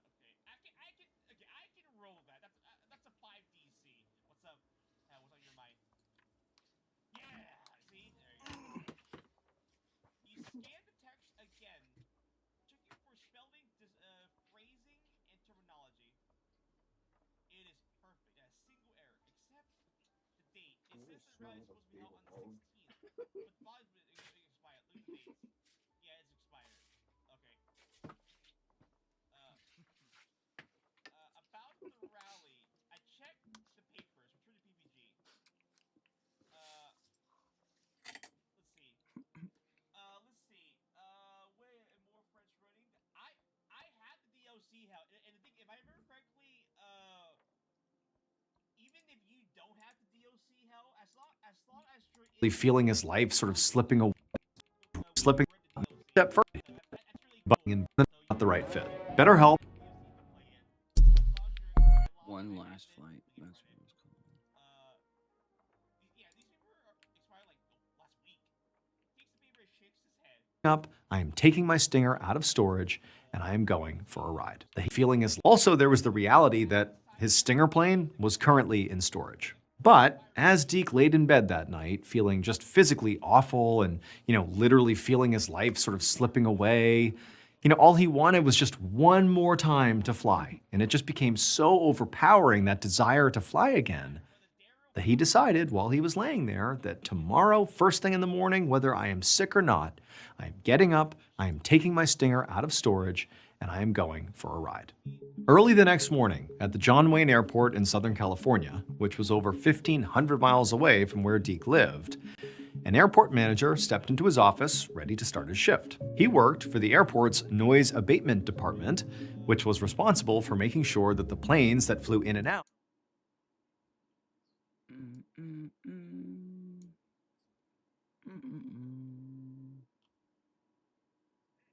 As the manager got into his office, he heard his desk phone ring. And when he answered it, the person on the other end said they were a local resident and they wanted to make a complaint. There had just been a plane flying low over her house, making a ton of noise. The manager immediately looked over at the clock and saw it was just before 8 a.m., which meant that the plane that this resident was complaining about was in violation of the airport's curfew. John Wayne Airport had a policy where they didn't let any planes take off before 8 a.m. on Sundays, specifically to avoid this, to avoid bothering the locals too early. And so on the phone, this, perturbed resident gave a description of the aircraft, which was a small, red racing Stinger. And so the manager took some notes, hung up, and was about to, start making some phone calls when their phone rang again. and it was another resident with basically the exact same complaint. And then after that, this manager got more and more calls all about this red plane. And all the people who were complaining basically said they had heard it, they had seen it, it was like doing these crazy aerial maneuvers, but now it was gone. So they were calling sort of after the fact. It's gone now, but it was really, really disruptive. Some of the callers actually said that at certain points, this plane, when they saw it, had flown so low, they were able to read its identification number, and they had written it down to report it. And so they told the manager that it was N21X. That was the number on this plane. And so at some point, when the manager had a chance, in between all these calls they were getting, they looked up on their computer to see who this plane was registered to, using that number, N21X. And when they saw whose plane this was, the manager was shocked. This was Deke Slayton's plane. The manager knew Deke. I mean, everybody did. And it was very surprising to him that somebody like Deke, who was a consummate professional, would be flying around so recklessly outside of curfew. I mean, that's crazy. So on his computer, the manager pulled up the morning's readings from the airport's noise monitors. And when the manager saw the readings, he could see very clearly that at least 3 monitors had gone way up at the same time the residents all said they saw Deke's plane. And so at this point, the manager knew that because of these noise recordings, which corroborated the reports, that he would have to send, the legend himself, Deke, a formal note about doing this. I mean, he was basically going to have to reprimand Deke. However, based on all the reports and also on those monitors which measured the noise in the area, it seemed apparent that Deke, whatever he was doing, he was done doing it now because he was out of the airspace. And so, this manager would have to reprimand him, but there wasn't a huge urgency. But he would have to do it eventually. So the manager printed out the noise recordings, put them on his stack of things to do, and then just went about his day. 15 days later, that manager finally got around to actually sending that warning to Deke. And when Deke's wife got that letter and read its contents, she was so confused because what this airport was claiming Deke did was literally impossible. It would turn out there was literally no way Deke Slayton could have been flying his Stinger over the California skies on that day, because the storage location that was holding Deke's plane was actually a museum in Nevada. He'd given the Stinger to them 3 years ago, and it hadn't moved since. And just to make it clear here, they had removed the engine from the Stinger and then hung the Stinger from the rafters in this museum. Like, this thing is not flyable, at least not quickly. But more than the logistics of how quickly could he get the plane out of the museum, put the engine back in, and make it fly ready, beyond that, that's a huge problem. But the other, far bigger reason that it was truly impossible that Deke was the one flying that plane, even though clearly it was his plane, the tail number said as much, the reason it couldn't have been him is because 5 full hours before that recorded flight, Deke had passed away in his sleep. No one has ever been able to explain how Deke's Red Stinger plane ended up over the skies of California that morning. It just doesn't make any sense. And today, that warning letter that the manager from the John Wayne Airport sent to Deke, that ultimately his wife got and was so confused by, that letter actually sits on display at the Deke Slayton Memorial Space Museum. Wow.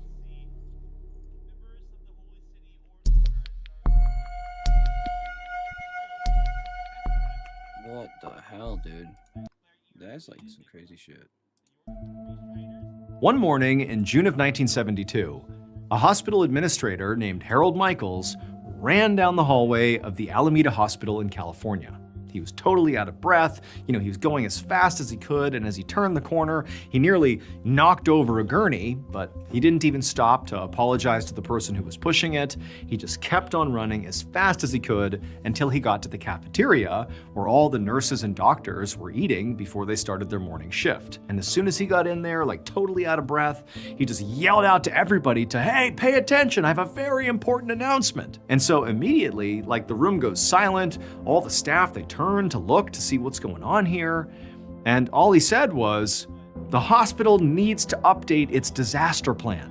But as Harold paused for a second to catch his breath and let this information sort of be soaked in by the audience, he looked around and he saw pretty much everybody was looking back at him with just looks of total confusion on their face. And Harold definitely understood why they might react that way. because there really was no clear reason for Harold to be suddenly barging in here and demanding they update this plan. Like there hadn't been any recent mass casualty events or, natural disasters or anything. This was just like a normal day at the hospital. But here Harold was acting like there was some disaster at hand. And so there was this moment of like, wait, are you serious? Like, what's going on here? But before anybody could really ask any questions, he just said, look, I want to make sure we are capable of handling like a mass casualty event, an emergency. Like we need to have a better plan in place in case something really terrible happens. We don't want to be caught flat-footed. And so again, there was like a sort of pause, and everyone's still looking back at Harold like, what's prompting this? And at some point, before anybody moved, somebody raised their hand and they were like, why? But Harold, he was like not having it. He just said, stop everything you're doing. Like put your breakfasts away. I don't care what you think about this. Right now, go update the disaster plan. 8 months later, on the morning of February 7th, 1973, Harold sat around a conference table with the members of the hospital's disaster committee. They'd been holding meetings every month since the previous summer to update their emergency procedures.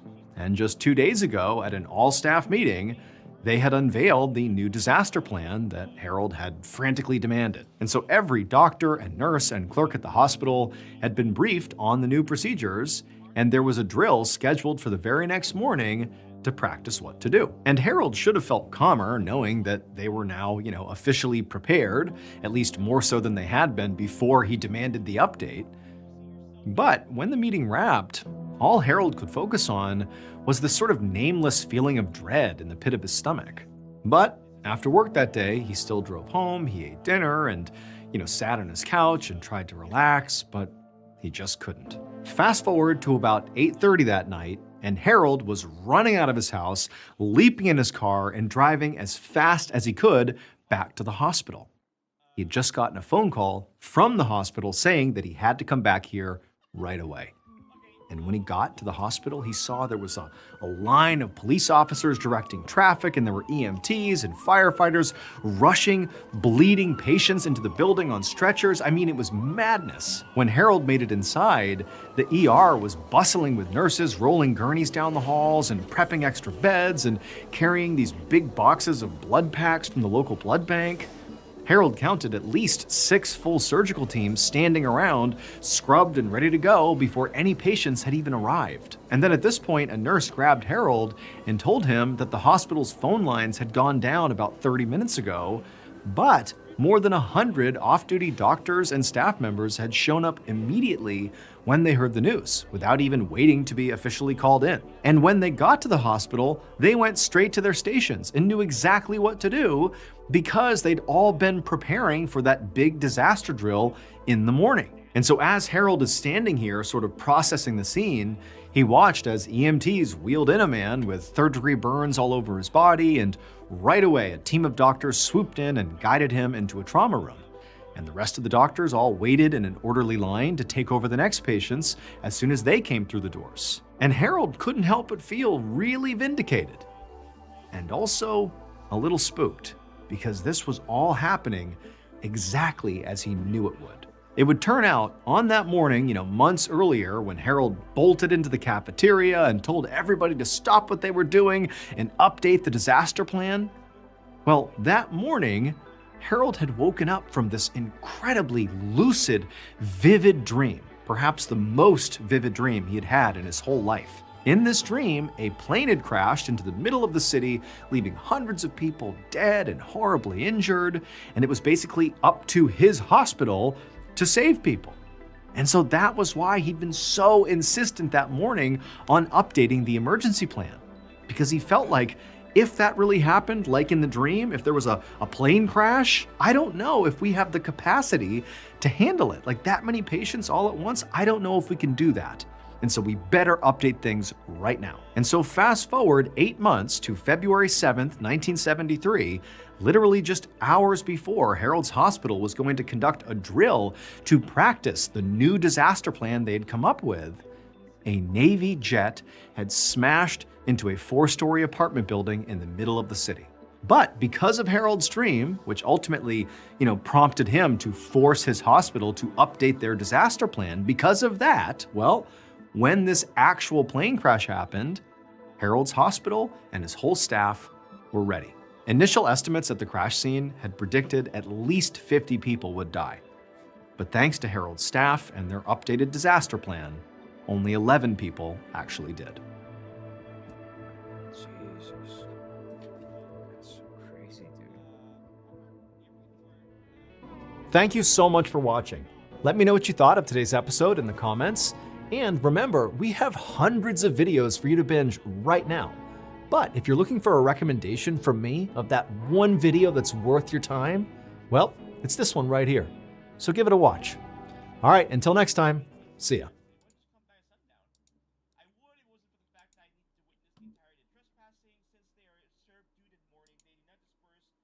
Volvo XC70 that's been fully converted to a mobile office and camper, and we're gonna go try and find some dispersed camping opportunities for completely free in a place where there's really a lot of dispersed camping prohibited. So we'll just have to see how it goes. We've only got about another 15 minutes until we hit the gravel, and I hope there's no gates in our way.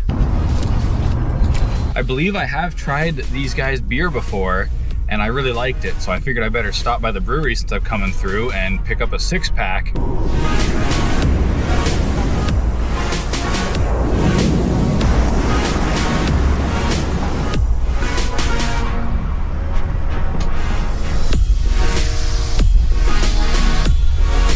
Well, that sucks. Yeah, it's locked properly.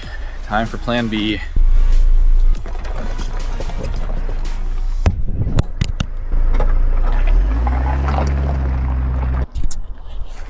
Well, that was a close one. I almost lost you.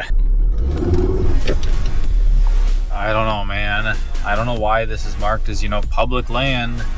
Like it is public land. The state owns it. But then they put up signs like this. I don't get it. Well, there are more entry points. I guess we'll go try them out.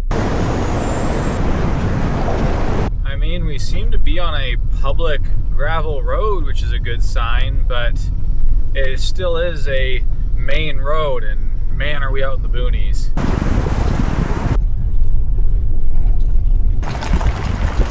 I don't want to speak too soon, but I think that by going around the long way, we might have found our way onto the public land that I was trying to get onto.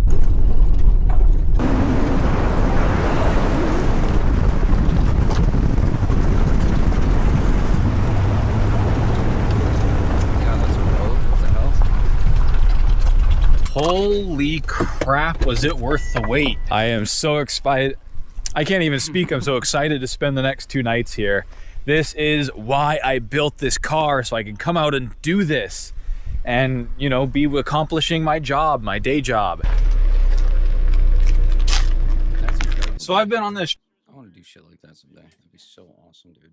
trip for just about a Maybe.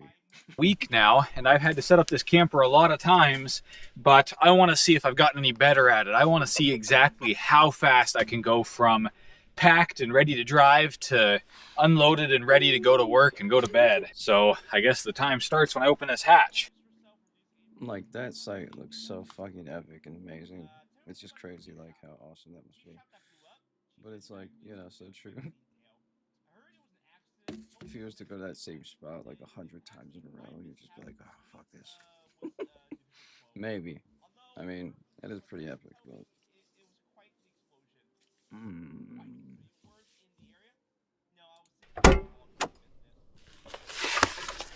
I don't know, man. That seems pretty quick to me, but editor Joel had to tell us how I did in the on-screen overlay, but we are ready to start relaxing, and relaxing we are going to do. It is just so peaceful out here. Of course, if you haven't seen me set this thing up or tear it down or anything or whatever, there are examples of this It's like an oven or something, so you can cook in the back and stuff. from previous videos on this trip, and I have a full build series on it. But for now, I am just interested in grabbing my camp chair and a nice beverage. So you saw me grab these earlier. They are the Pacific Northwest IPA from Talking Cedar, and I am very excited to try it out. I did mention that I had one of Talking Cedar Brewing's beers before, and it was their Chehalis Light, I think. It was just a really good example of a really good basic beer. Like, it's not anything fancy, nothing crazy, nothing weird. And I think they've kind of done the same thing again here with this Northwest IPA. It's just a really good beer, and it's not anything fancy or anything. It's just, I guess they're trying to nail down the basics or whatever. Well, it's just about getting to be 6 o'clock, and I think it's time to make some sort of dinner here. Tonight we're having something that you haven't seen yet, but I have 3 more boxes, so expect to see more of it on the trip.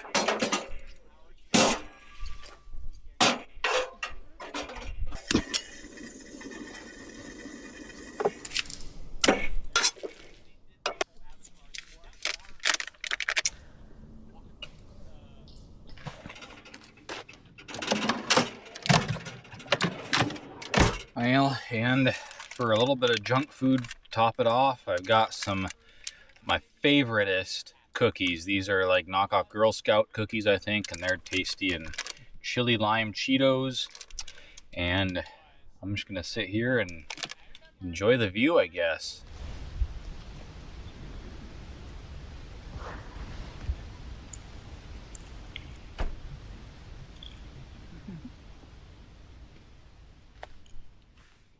Well, as the sun fades into the background of the sky there, it is just an absolutely gorgeous night, but it's getting a little chilly here, so I am going to climb into the car and climb into my sleeping bag and get all cozy and just look forwards to waking up here tomorrow morning.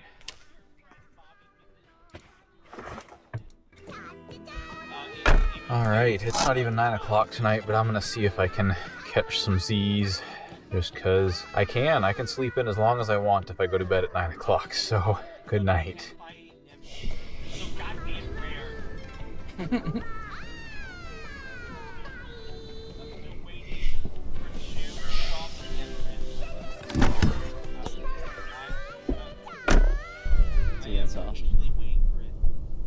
Ah yes, my least favorite part of being in the woods for an extended period of time. At least it's helped by the view.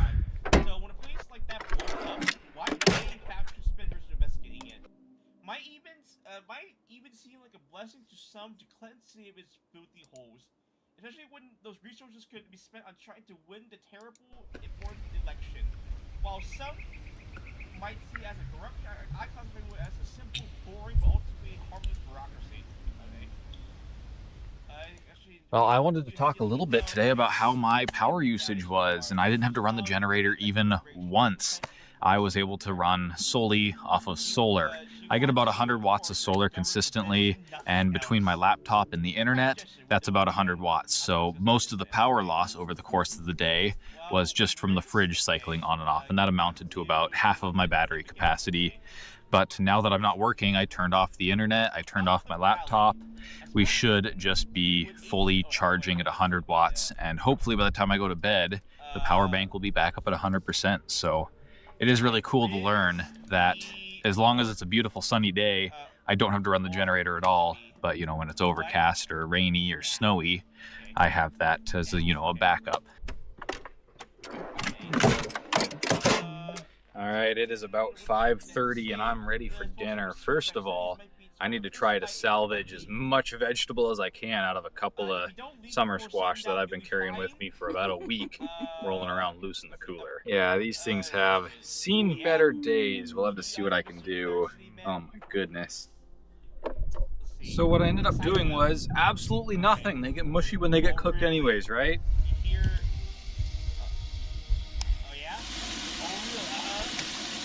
You know, the other thing I like about this spot is that it has these perfect trees here to just give you a little relief from the afternoon sun. It doesn't seem like a lot, but it makes quite a bit of difference.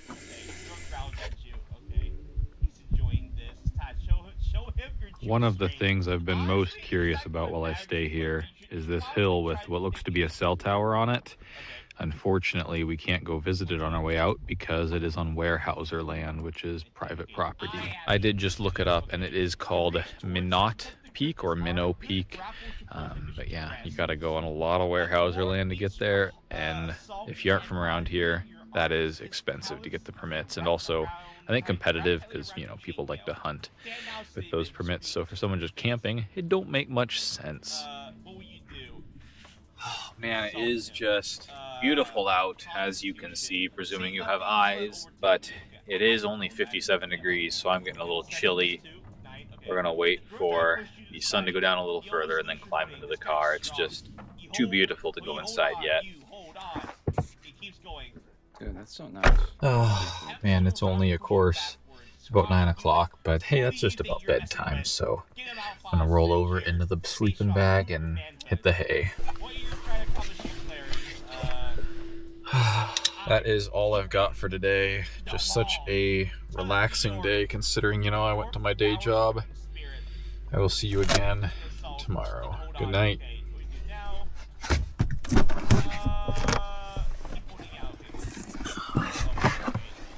Well, it's supposed to rain today, so I better put away the chair and get the generator going because I'm out of power.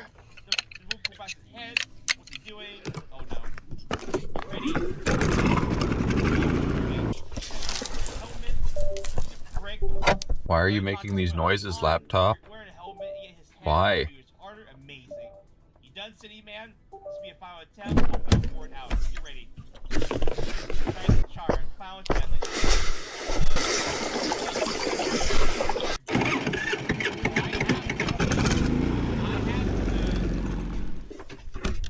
Wow. Okay.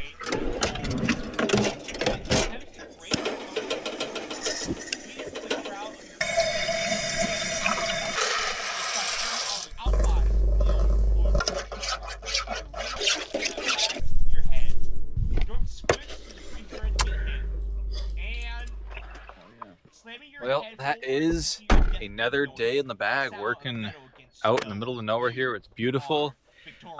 With the cloudy, overcast day, I did have to run the generator a little bit to keep my electronics working, but really not too bad. The solar panel was, you know, at least helping, so not too bad. Hopefully it charges up. I think it's at like 80% now. Hopefully it charges up while I sit here. But yeah, sitting here is exactly what we are going to do because I'm supposed to be meeting up with some people in town, but they haven't really been getting back to me, so I might as well spend another night out here instead of going into town and spending the night with someone else. My gas can seems to have pressurized itself. It was actually supposed to rain today, but obviously that didn't end up happening. It's really comfortable out here, and it's not actually supposed to rain until about 10 o'clock at night, so honestly I'm not too disappointed that I'm sleeping up here because it should be very cozy sleeping in the car in a nice little rainstorm. Man, it's actually, I just checked, it's 80 degrees out right now. I cannot believe this. So yeah, I guess I kind of packed up my chair for no reason, but better safe than soaking wet chair, I suppose.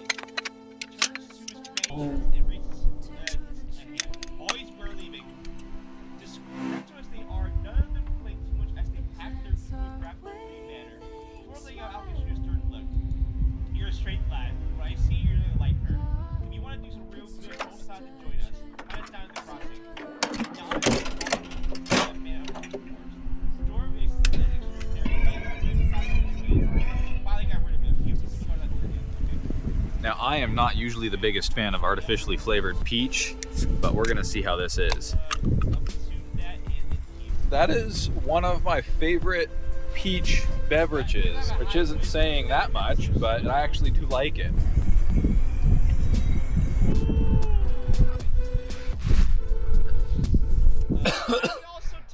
That's living up to its claim of being spicy. Oh, it's good though. Oh, it's hitting now. All right. Oh, that is pain. Oh.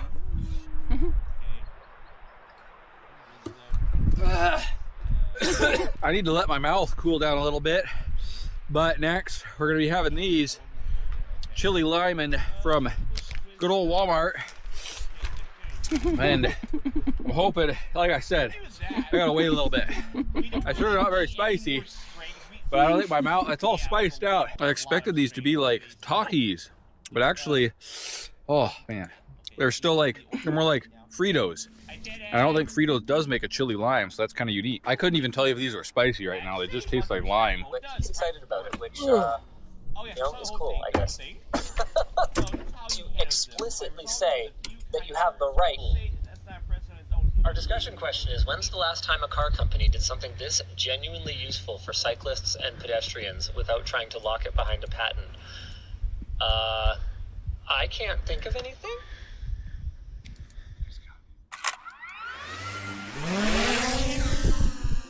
So what you're hearing right now, that beeping, is the drone controller returning to home because I just flew it over 5 kilometers away to see what's on top of that mountain, and that's the footage you're seeing right now.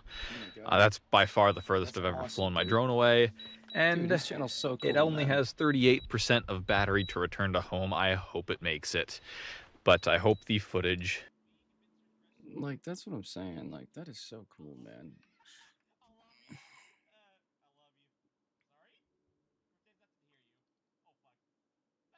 was worth it, because I've been looking at that mountain the entire time I've been here being like, man, I wish I could go up there, but it is on Weyerhaeuser land, so I can't.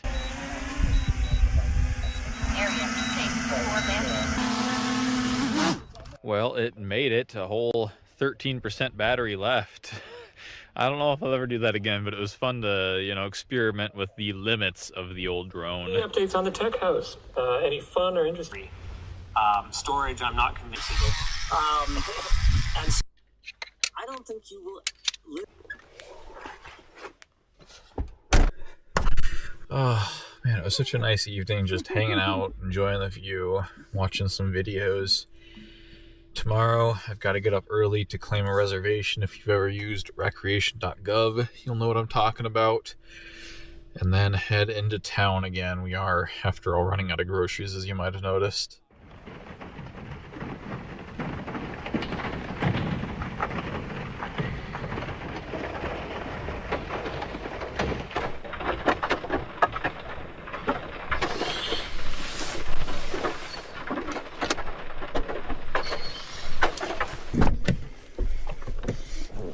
Oh, it just smells like Pacific Northwest. I do miss this smell living in Spokane.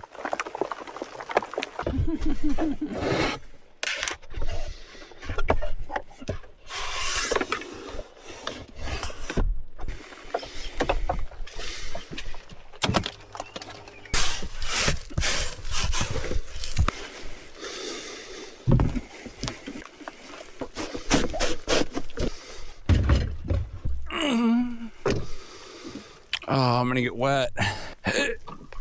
Oh, yeah.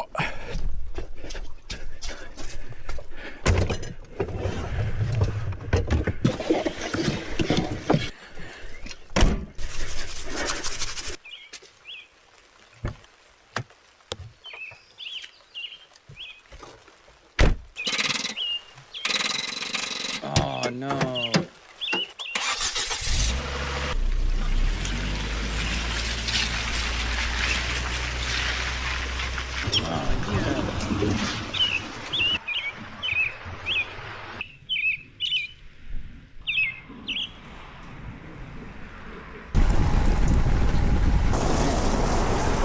We are back to pavement. Just a little bit to go till I get to my sister's.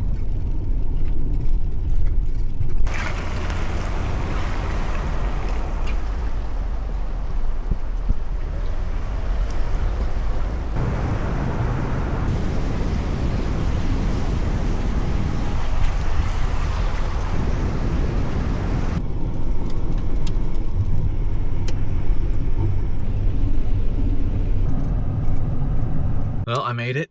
Hang out with my sister for a little bit, but she's got to work later, so I'll have some free time to do whatever I feel like, restock on groceries, that sort of thing. Man, today really ended up just being a vibe. I was just kept myself open, kept myself flexible. The old flaky friends, they became available, and so we caught up there. And now I'm going back to my sister's, gonna have a little me time. I also caught up with my sister today. It was great. Who else?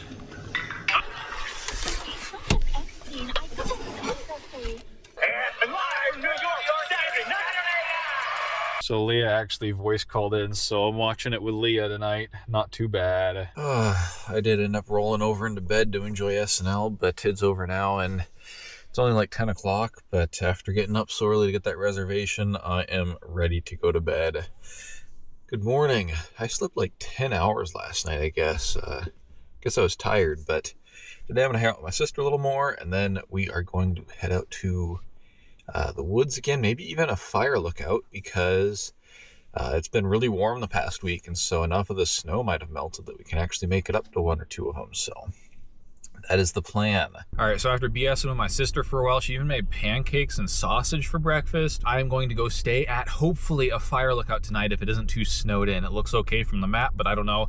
But first, a little known fact, I am a public transit nerd. Not the biggest of nerds, but I do like it. And Seattle has just put in the world's first train running across a floating bridge, and it's right on my way. So I'm gonna go ride on that, because like I said, I'm a nerd. Time to hit the road.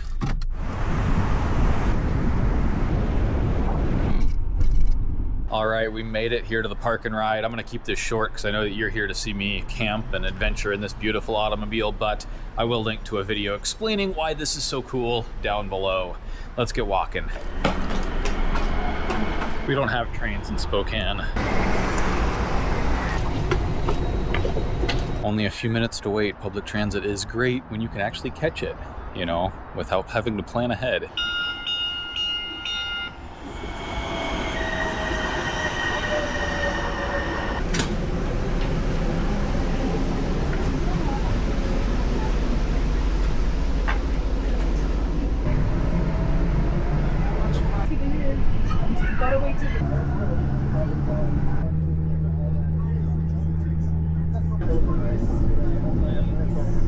I will say that it was kind of nuts watching the train drive down an old highway. It's a great use of resources, obviously, but it did not feel like we should have been there. It was kind of weird.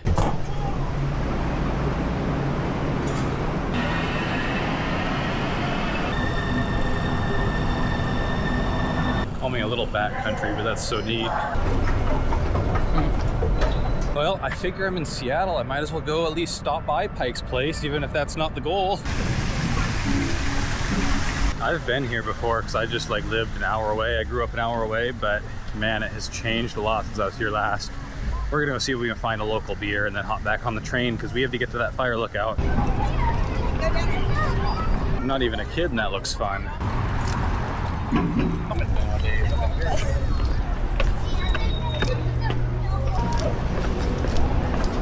I ended up stopping by Seattle Beer Co., which had a good selection of varied beers from various different breweries. I got the S'mores Milk Stout, which was shockingly smooth and tasty, and not as sweet as you might think. An IPA, is basically a standard Pacific Northwest IPA. It was a bit warm, but really tasty, and a great Pilsner as well, and it was just a really nice, relaxing stop in the middle of my day.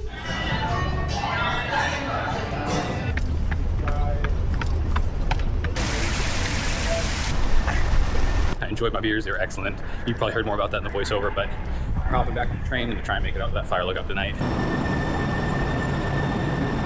Well, one of those was certainly my train, but fortunately I don't have to wait too long for the next one.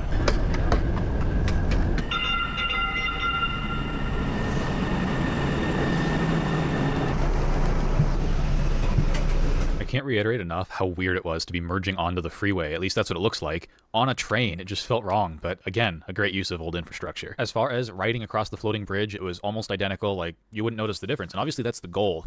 If anything, I'd say it was maybe a little bit quieter because you're probably a little more decoupled from the surface, but I don't know, it was a cool feat of engineering, but as with all cool feats of engineering, you could hardly even notice that anything had changed.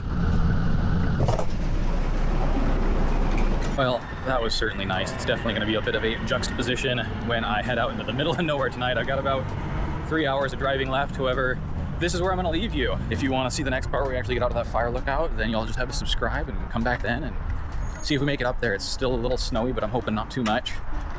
But yeah, like the video if you liked it. Let me know in the comments if you actually like transit, if you have the same type of tisms as I do. And yeah, I will see you again next week. I have no idea where I parked. Hey, there it is.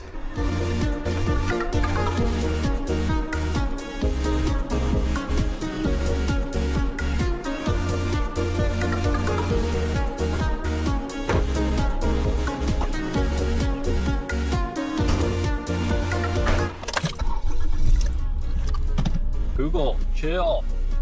Chill. I'm not moving. Man, that's awesome. At this point, we're investigating you, so yes, give me your ID. Investigating for what? Give me your ID. What did I do? Give me your ID. To identify myself, I have to break the law. You're not breaking the law. He broke the law, but you're also subject to this traffic stop, okay? I can legally ask for your identification. You could ask for it, but I don't have And to you do have to give it, yes. But I still need your ID. Okay, you're gonna give it to me or you're gonna go to jail too? Can you explain to me what I obstructed? Not identifying yourself to me when I asked for it. My buddy's waiting at the house. Okay, we don't have an I can't wait for his answer on reaction that. to see that the police is giving me a ride. Yes, ladies and gentlemen, we have an important update, very important for you guys, because we are seeing a follow-up video from the whole ordeal of I covered only about a few weeks ago of this Army sergeant that had their rights violated. They were illegally arrested, and now it appears that they are now trying to cover up, literally with paperwork here, after the fact that they were allegedly in the right doing this. Now, I have to give total credit to Lackluster, which is the channel that did upload the original video. Now, I'm going to tell you as well, that video will be linked down below. But on top of that, the fact that we're sitting here and they actually did more to pull every record to show corruption within this police department that is in Oklahoma. Which, by the way, I showed you before was right outside a military base. If you've ever been in a military base area and you see the local police, it's usually prior military and they're looking to slap it down on you. It's just the way it is. And that sound was pretty good on my hand. But I'm going to tell you that intensity is what they do with some freaking military people just trying to do their daily lives like this person was here. Now, to just give you a basic rundown, because you should go watch my previous video if you want to see every interaction, because there are undertones, there are things that you should capture from the video and footage in the tone of what the officer is saying to this Army soldier. But what I want to emphasize here is they got stopped for registration out of date. He was not driving the vehicle. He was only a passenger. Now, during this entire interaction, the other gentleman was arrested that was in the front seat. That was another fellow soldier as well. It was very much in the wrong. Now, the other guy was just a passenger riding with all of his gear, coming back from a field exercise, and essentially was just trying to get a ride home around midnight. But that is not what the police saw as a fit for this situation, as they were demanding him to show his ID. They were demanding him to just comply, and he did not want to do that. And eventually, they threw him in the back of a cop car and sent him down to the local jail. And that leads us to where we are at today, where we are seeing a much different story play out, as it looks like the cops have started to try and realize that the video that this channel put up before brought a lot of eyes to their department. And unfortunately, that is the only way these things get corrected. But check this out. All right, man, go ahead and step out for me as well, okay? Just have a seat right there for me. Mind if I stand? I want you to have a seat. Can I stand? No, I'm telling you to have a seat. It's a lawful order. Have a seat. Alright, well, I don't like feeling like a dog. It don't matter. It's a lawful Give me order. some respect. No, I'm telling you to have a seat, okay?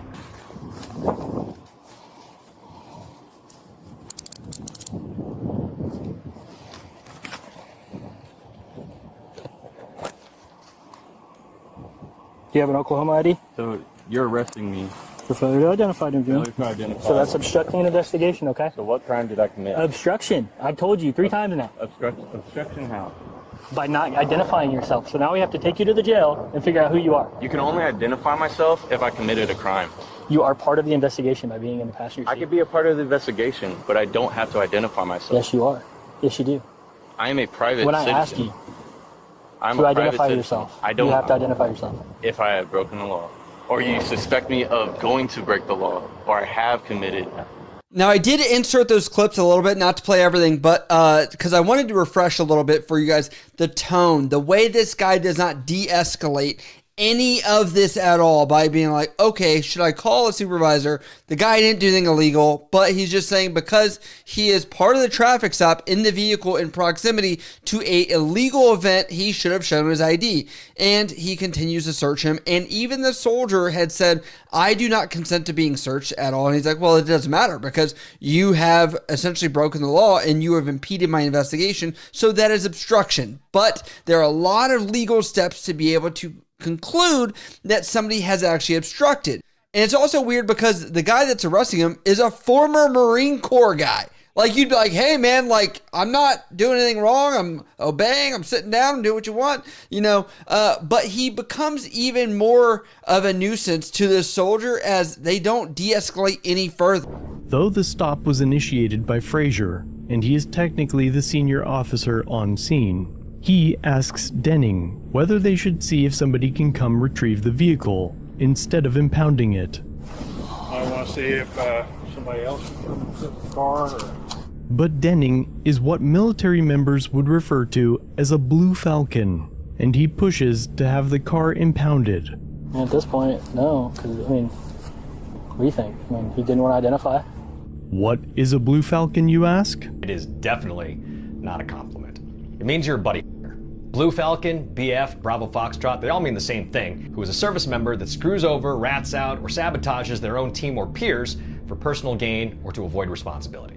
Examples of Blue Falcon behavior include, but are not limited to, snitching on other soldiers, disappearing when a detail needs to be done, or weaponized incompetence. What's sad is the fact that this person that is impounding their vehicle is like, I could handle this at a lower level. I could maybe have him call his chain of command, which probably would make sure he has his registration correct. It could more so influence his daily life decisions to do it correctly. And he could have maybe even lost base driving privileges and the car would have been stuck there until the registration was good. And the fact that this police officer knew he could have gone another route. I didn't see anybody in the original video I showed you guys of anybody fighting him. Everybody complied, put their arms behind their backs. They did everything. They were respectful. They did everything. It just shows you this guy wanted to put his little bit of power as a police officer over these soldiers, which I'm like, always, can we do something where we actually help out a service member here? I understand his registration was fucked up. I get that.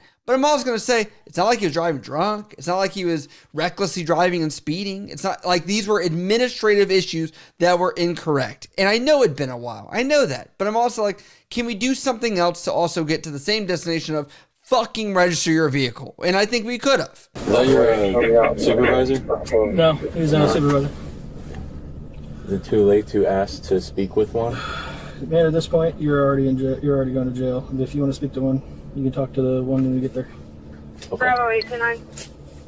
And what's the charge? You said obstruction. Can you explain to me what I obstructed? Not identifying yourself to me when I asked for it. You're subject to a traffic stop, okay? When you are the passenger, you're detained as well, okay? I'm explaining it to you. All right? Okay. When you're subject to a traffic stop, whether you're the passenger or the driver, you're detained with the vehicle, okay? When you're asked to identify yourself, you are still required by law to identify yourself, even if you are the passenger. It's a made-up tale. Okay? So not when I'm detained. You are detained. You were detained with the traffic stop. I asked you to step I don't out. have to identify along myself with when I'm me detained. asking you to sit down, that is also a lawful order that you have to obey because you are still detained at that point. I hadn't released you, okay? I did If you sit would have down. yes, eventually. But just based on the fact that you're resisting at that point, it's passive resisting by not obeying a lawful order. Okay? I'm just explaining it to you now. Okay? So failure to ID is a secondary charge. I'm not hitting you with resisting. I'm hitting you with obstruction. You did sit down for me. All right? I didn't have to make you sit down. You said there's a camera in here. Is it that? The blinking? Yep. Okay. It's supposed to be right up here, man. I mean, it was that simple. All you had to do was identify. That's it. Now, as you can see, this is footage that was not seen in the first video that we made of them talking in the back of the squad car here. And it's very awesome of this sergeant to have maybe watched a little YouTube to be like, hey, we're recording everything, right? He said that first. Check. And he said that before they even got in the vehicle. So he is covering his bases. Second off, multiple times throughout this interaction, he says, what am I under arrest for? Continuously asking it. And third off, the best thing you can ever do is just silently and passively in your own way, while being respectful, do whatever while you know you are getting your big payday coming up, because everything they're doing is illegal. Now, I'm going to tell you, yes, he was detained to maybe see if something was dangerous or whatever else, but at this point, dude, he had no violations. He had nothing else. You're just trying to catch maybe another warrant because the guy in the front seat had one. That doesn't mean he had one. I asked you earlier to remember that Officer Frazier secured his passenger with a seatbelt. Sergeant Bixler was not extended that same courtesy.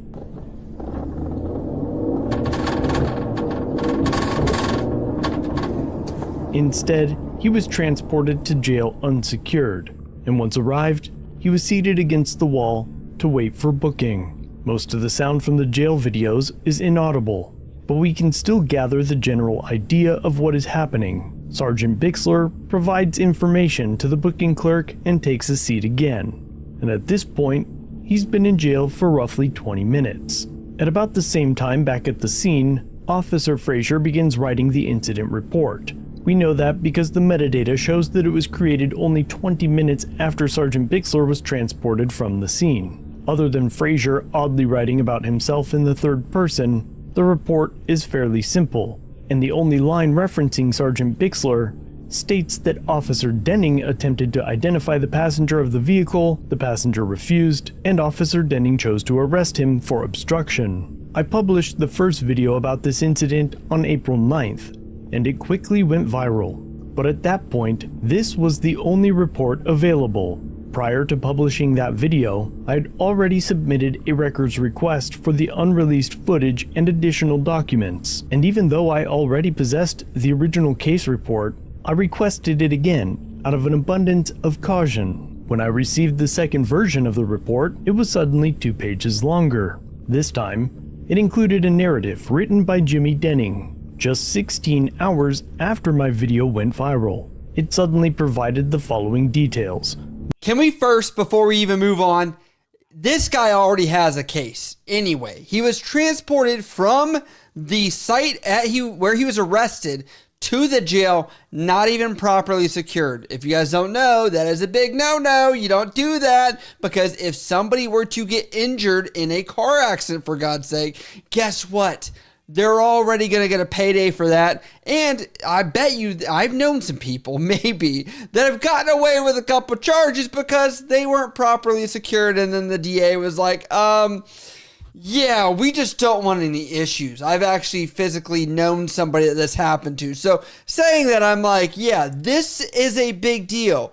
On top of that, the other big deal is magically, only a couple hours after the video goes viral and it's posted up where obviously everyone can see what the fuck is going on, they can just start making addendums and adding little sheets of like, actually it's kind of this, I remember it this way, I remember it that way.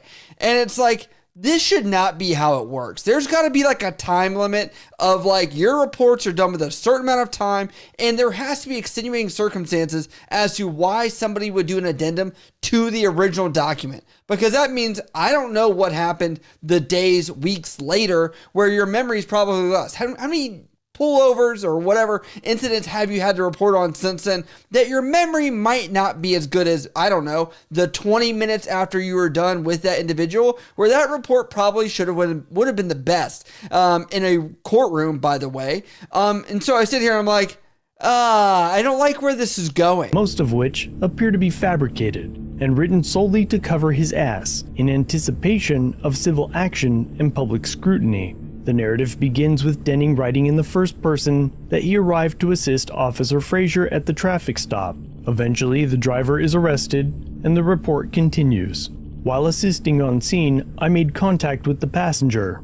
Prior to removing the passenger from the vehicle, I observed him from the rear passenger side, quickly reaching towards the floorboard area, then move his hand towards his face. As I approached the passenger side window, I further observed him quickly look over his left shoulder toward the patrol vehicles. Due to my 1 year of experience, these actions are indicators of possible concealment of weapons or contraband within the vehicle, specifically in the floorboard or under the seat. But remember how I told you to lock in Sergeant Bixler's position when Denning approached the vehicle? This is why. This report, written the day after my video exposing Denning's incompetence and unlawful arrest went viral, appears to fabricate Sergeant Bixler's actions in an attempt to justify the arrest after the fact. The only problem is that even Denning's revised narrative still fails to establish reasonable articulable suspicion sufficient to compel identification.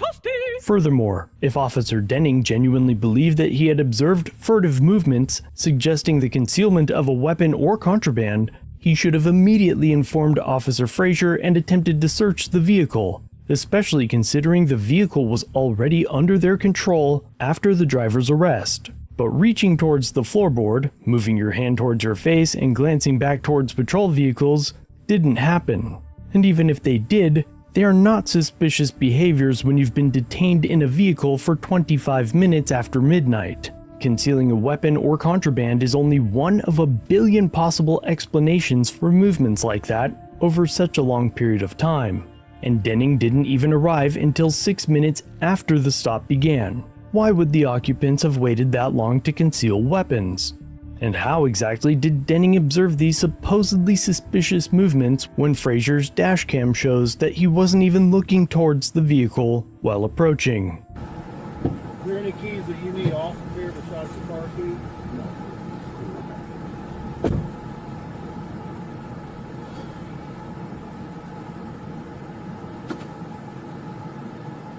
Ding, ding, ding! We might have a winner here, guys, because, yeah, his face wasn't even looking at the passenger side as he approached. Let's not even get into the idea of the timeline, which wouldn't make sense. And then lastly, if a police officer, if I was walking up on a vehicle, right, and we all know traffic stops are one of the most dangerous, intense points of a police officer's career, or could be, because the unexpected of whatever's in the vehicle, whatever else, that if I saw movement, I was trained to look for that, don't you think I would have either stopped, made a distance, and said, hey, hands outside of the window? That could have been one. Two, I would have maybe approached with hands on the ceiling, something like that, or had my hand on my waist ready for whatever could have came from that. None of those happened. So I think this soldier here is lining up the perfect case. Please tell me you're not just going to go to JAG on base and essentially try and get some lackluster representation while they try and schmooze it over with the chain of command. I'm telling you, dude, don't do it. Take him to court, get the hundreds of thousands of dollars, do it. I know you don't pay a single freaking dime to this township, but they deserve it for how badly these police officers are policing. Not to mention, thanks to Denning's own body camera, we can actually see Bixler's head remaining stationary as Denning approaches the vehicle. Denning then adds that he requested identification, but Bixler continued refusing and remained non-compliant. At this point, we're investigating you, so yes, give me your ID. Investigating for what? Give me your ID. What did I do? These guys. Give me your ID. Personally, I'm gonna love seeing the depositions in this case, because in my opinion, Denning didn't write this report himself. On scene, he explicitly states that he did not suspect Bixler of committing a crime. To identify myself, I have to break the law. You're not breaking the law. He broke the law, but you're also subject to this traffic stop, okay? And only wanted identification because Bixler was a passenger in the vehicle. Couple that with the fact that his narrative was written only after he was publicly exposed, and suddenly, the report appears to be cherry-picking exact phrases from case law, while simultaneously failing to match Denning's normal report writing style. And finally, Sergeant Bixler was ultimately released due to a lack of probable cause for the arrest. But if Denning truly had reasonable suspicion, allowing him to compel identification, and Bixler refused, then probable cause for obstruction existed. And because of all of that, it appears possible that Denning was instructed by his command staff to create this narrative after the fact, especially considering that the narrative was written only 30 minutes after Captain Mason reviewed the body cam footage. It's highly likely that Denning was effectively told what to write, nearly word for word, as just a week and a half earlier, he was still confident enough to bet against your constitutional rights by insisting that there was case law, allowing officers to arbitrarily identify anyone riding as passenger in a vehicle, simply because the vehicle had been pulled over. If the whole point of you writing a report after the incident, not after you reviewing all the body cam footage and whatever else, if the whole point of you writing the report is to tell your version of events, your personal ones, and to ensure the representation of enforcing law is there, then why do we even have you write reports if you are just going to then go back, make addendums to whatever you said, and then just factually write out verbatim words of what were said on the video camera? Why? Why would we even do that? I'm like sitting here, I'm like, do you not think that this is going to look bad when you try and prosecute anybody, and the legitimacy of any police officer is going to be questioned because they can't even transpire events that happened moments before that, maybe within the hour or the day, onto a report to actually properly document what's going on, but instead now are looking for ways to change interpretation of what may have been heard, seen, whatever else. Like, I just... don't look good. Captain Mason reviewed the footage from this incident several times after it became public, but records indicate that after Sergeant Bixler was unlawfully arrested and later driven home, no supervisor ever bothered reviewing the footage until public scrutiny forced the issue. Afterwards, the videos were repeatedly reviewed on the 14th, the 16th, the 17th, the 20th, the 21st, and the 22nd. Which is when I finally received the jail videos and noticed the department still had not released the body camera footage from inside the jail. I requested that footage on the 27th. Then, once again, Captain Mason repeatedly accessed those videos on the 27th, 28th, 29th, and 30th before finally releasing them. In that jail footage, what appears to be two lieutenants speaks with Denning about the incident for nearly 15 minutes. Even though body cameras are present, nearly 6 feet away, all three of them speak quietly enough that the audio does not clearly pick up the conversation. But the general idea is obvious. The lieutenants are questioning Denning about what happened during the stop that led to Sergeant Bixler's arrest. Denning is eventually informed that he was wrong, and that another officer would be assigned to drive him home. Officer Watkins received that task. And now, after being detained, unlawfully arrested, unlawfully jailed for nearly 2 hours, and transported around the city in handcuffs, Sergeant Bixler once again finds himself seated in the back of a patrol car. Only this time, because he is no longer handcuffed, he's finally able to fasten his own seatbelt. Do you mind if I take a call? No, go ahead. Okay. Go ahead. Thank you. Now I gotta call my first sergeant. After claiming to be a Marine and talking about understanding the intricacies of military life. Your stuff's in here? Yeah. Okay, what's your stuff in here? My stuff is rucksack, IOTV, ACH. Bunch of military stuff? Yes, I just came from the field. Okay, I understand. I was a Marine. I get it. I'm still surprised that Officer Denning never picked up the phone and called Bixler's first sergeant to say, hey, I fucked up. Bixler's fine, and I'm sending him home. I don't know why the people didn't annotate this in the video, but it does seem weird that a police officer in the jail would have taken off their body camera, set it to the side, pointed it away, still on by the way, but the others maybe were not cognizant of that because maybe he knew what the conversation was going to be. I'm just like, that seems weird that you're in the jail. I mean, unless you had a reason to take off your vest or something like that, or there's battery issues or malfunctioning, like why did it come off? Why would you point it away from the conversation that was going on?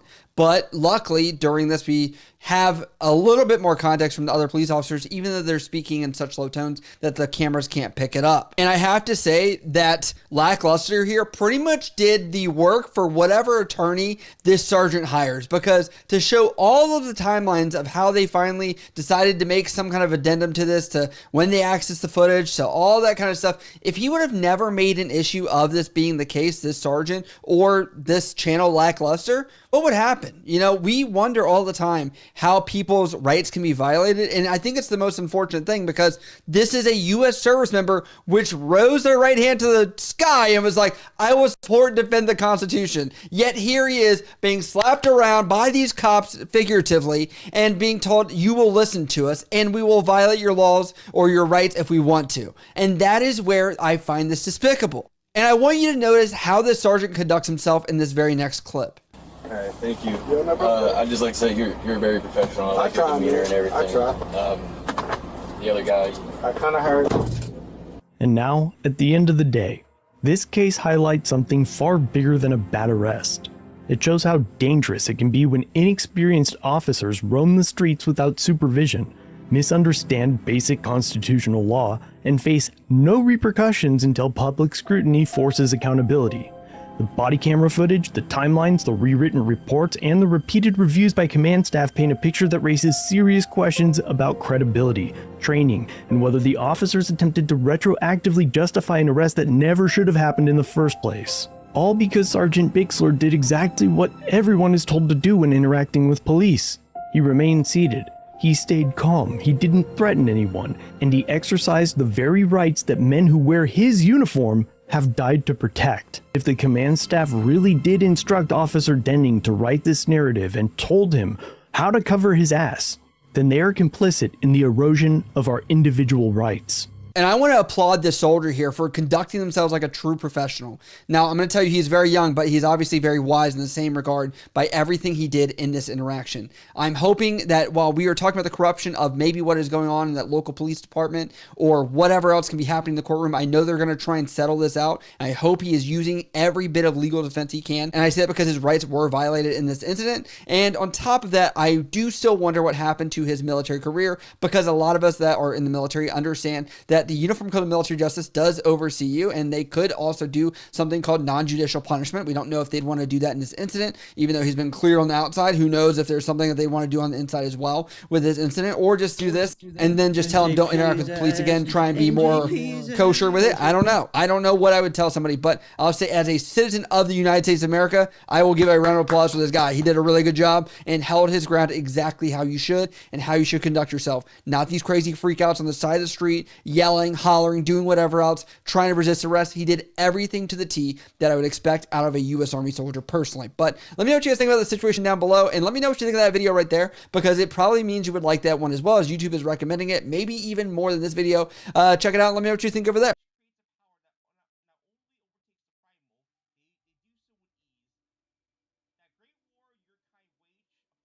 And criminal history flags, such as denoting whether somebody could be a convicted felon, making them not allowed to lawfully possess a firearm. It's important to note that NCIC is not itself a complete criminal record file. It often just points to information and tells cops and prosecutors, hey, this is a potential issue that you need to check out further. I didn't see if you had it concealed or not. I know you're saying you did, but I did see the paperwork where it had you listed as convicted for that felony charge. I wonder if I can get paid for this, man, because they're going to be able to see that never happened. Well, that's what the courts are for. I know, but this is horrible. Now I'm going to have to sit in jail all night. But these are serious. That's a serious charge. For not being a felon, that's false arrest. I'm not a felon. Okay. With very serious charges. That's scary. Do you understand that? I'm not a felon. Different types of red flags could pop up during the NICS background check that could require the gun dealer to deny the attempted purchase. These red flags include an active arrest warrant, a protection order of some sort, or criminal history that requires further review before being approved. So NCIC results alone are not the final answer. NCIC entries can be incomplete or outdated. They often don't show final court outcomes clearly. They require verification with courts or agencies from the relevant jurisdictions. Also, some convicted felons can be restored of their firearms rights in different states. When you got denied, did you have any question then when the gun store called you? What the hell what did he do? He said fill out these paperwork and then be able to do a national thing. So I was going to do that. You don't have to. I'm not telling you, I don't have to purchase guns at a gun store. I could have just got it at anywhere else or a flea market. I'm not a felon, so I don't have to worry about that kind of stuff. Why would I do it? Like, I'm not a felon. Hang on, Mr. William. Yes, sir. As of October 1st, 2022, the FBI is required by law to report NICS denied transactions to state or local law enforcement within 24 hours. However, the FBI advises local law enforcement that the law does not require them to take any action when they receive these notifications, nor will the FBI ask them to take action. It's just a notification that there was an attempted purchase and denial, which later could be reversed pending further investigation, should there be an appeal.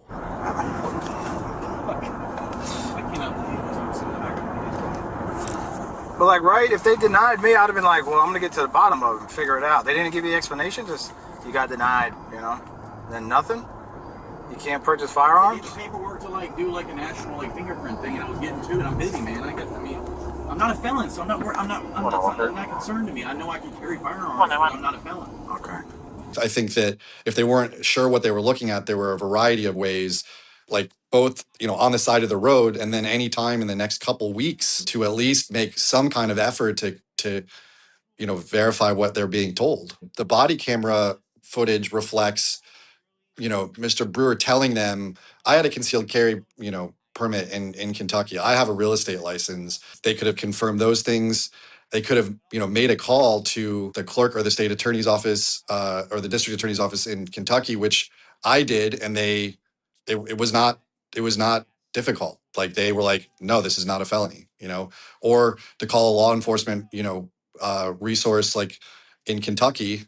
I know they do that all the time, saying like, hey, this guy says that he had a permit. Like, can you can you confirm that? Did they have an arrest warrant when they pulled him over? They did. Was that for being a felon in possession of a firearm, or was that for attempting to purchase the firearm? Felon in possession of a firearm. If he wasn't able to purchase the firearm, how did they know that he was in possession of a firearm? He was open about possessing other firearms. Like when he spoke to, like when he was buying the firearm, like I have other guns, like I purchased other guns. Technically, I was charged twice. So I was, a felon in possession of the firearm that I was in the store handling, and also possession of a firearm as a felon with the firearm I had on me in the vehicle. Yeah, they typed it up, or Sergeant approved it, but we are the nighttime guys. So did you all follow me? Or did y'all just come across me? I don't know how I was up here at Jensen, so doing other things. He pulled you over. I don't know his way of doing things. I knew that was a felon.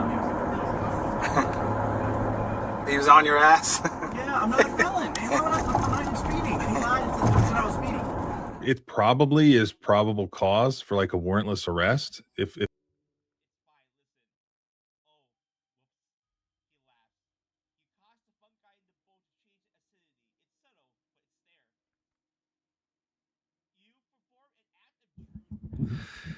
Okay, I just want to say thanks to everybody.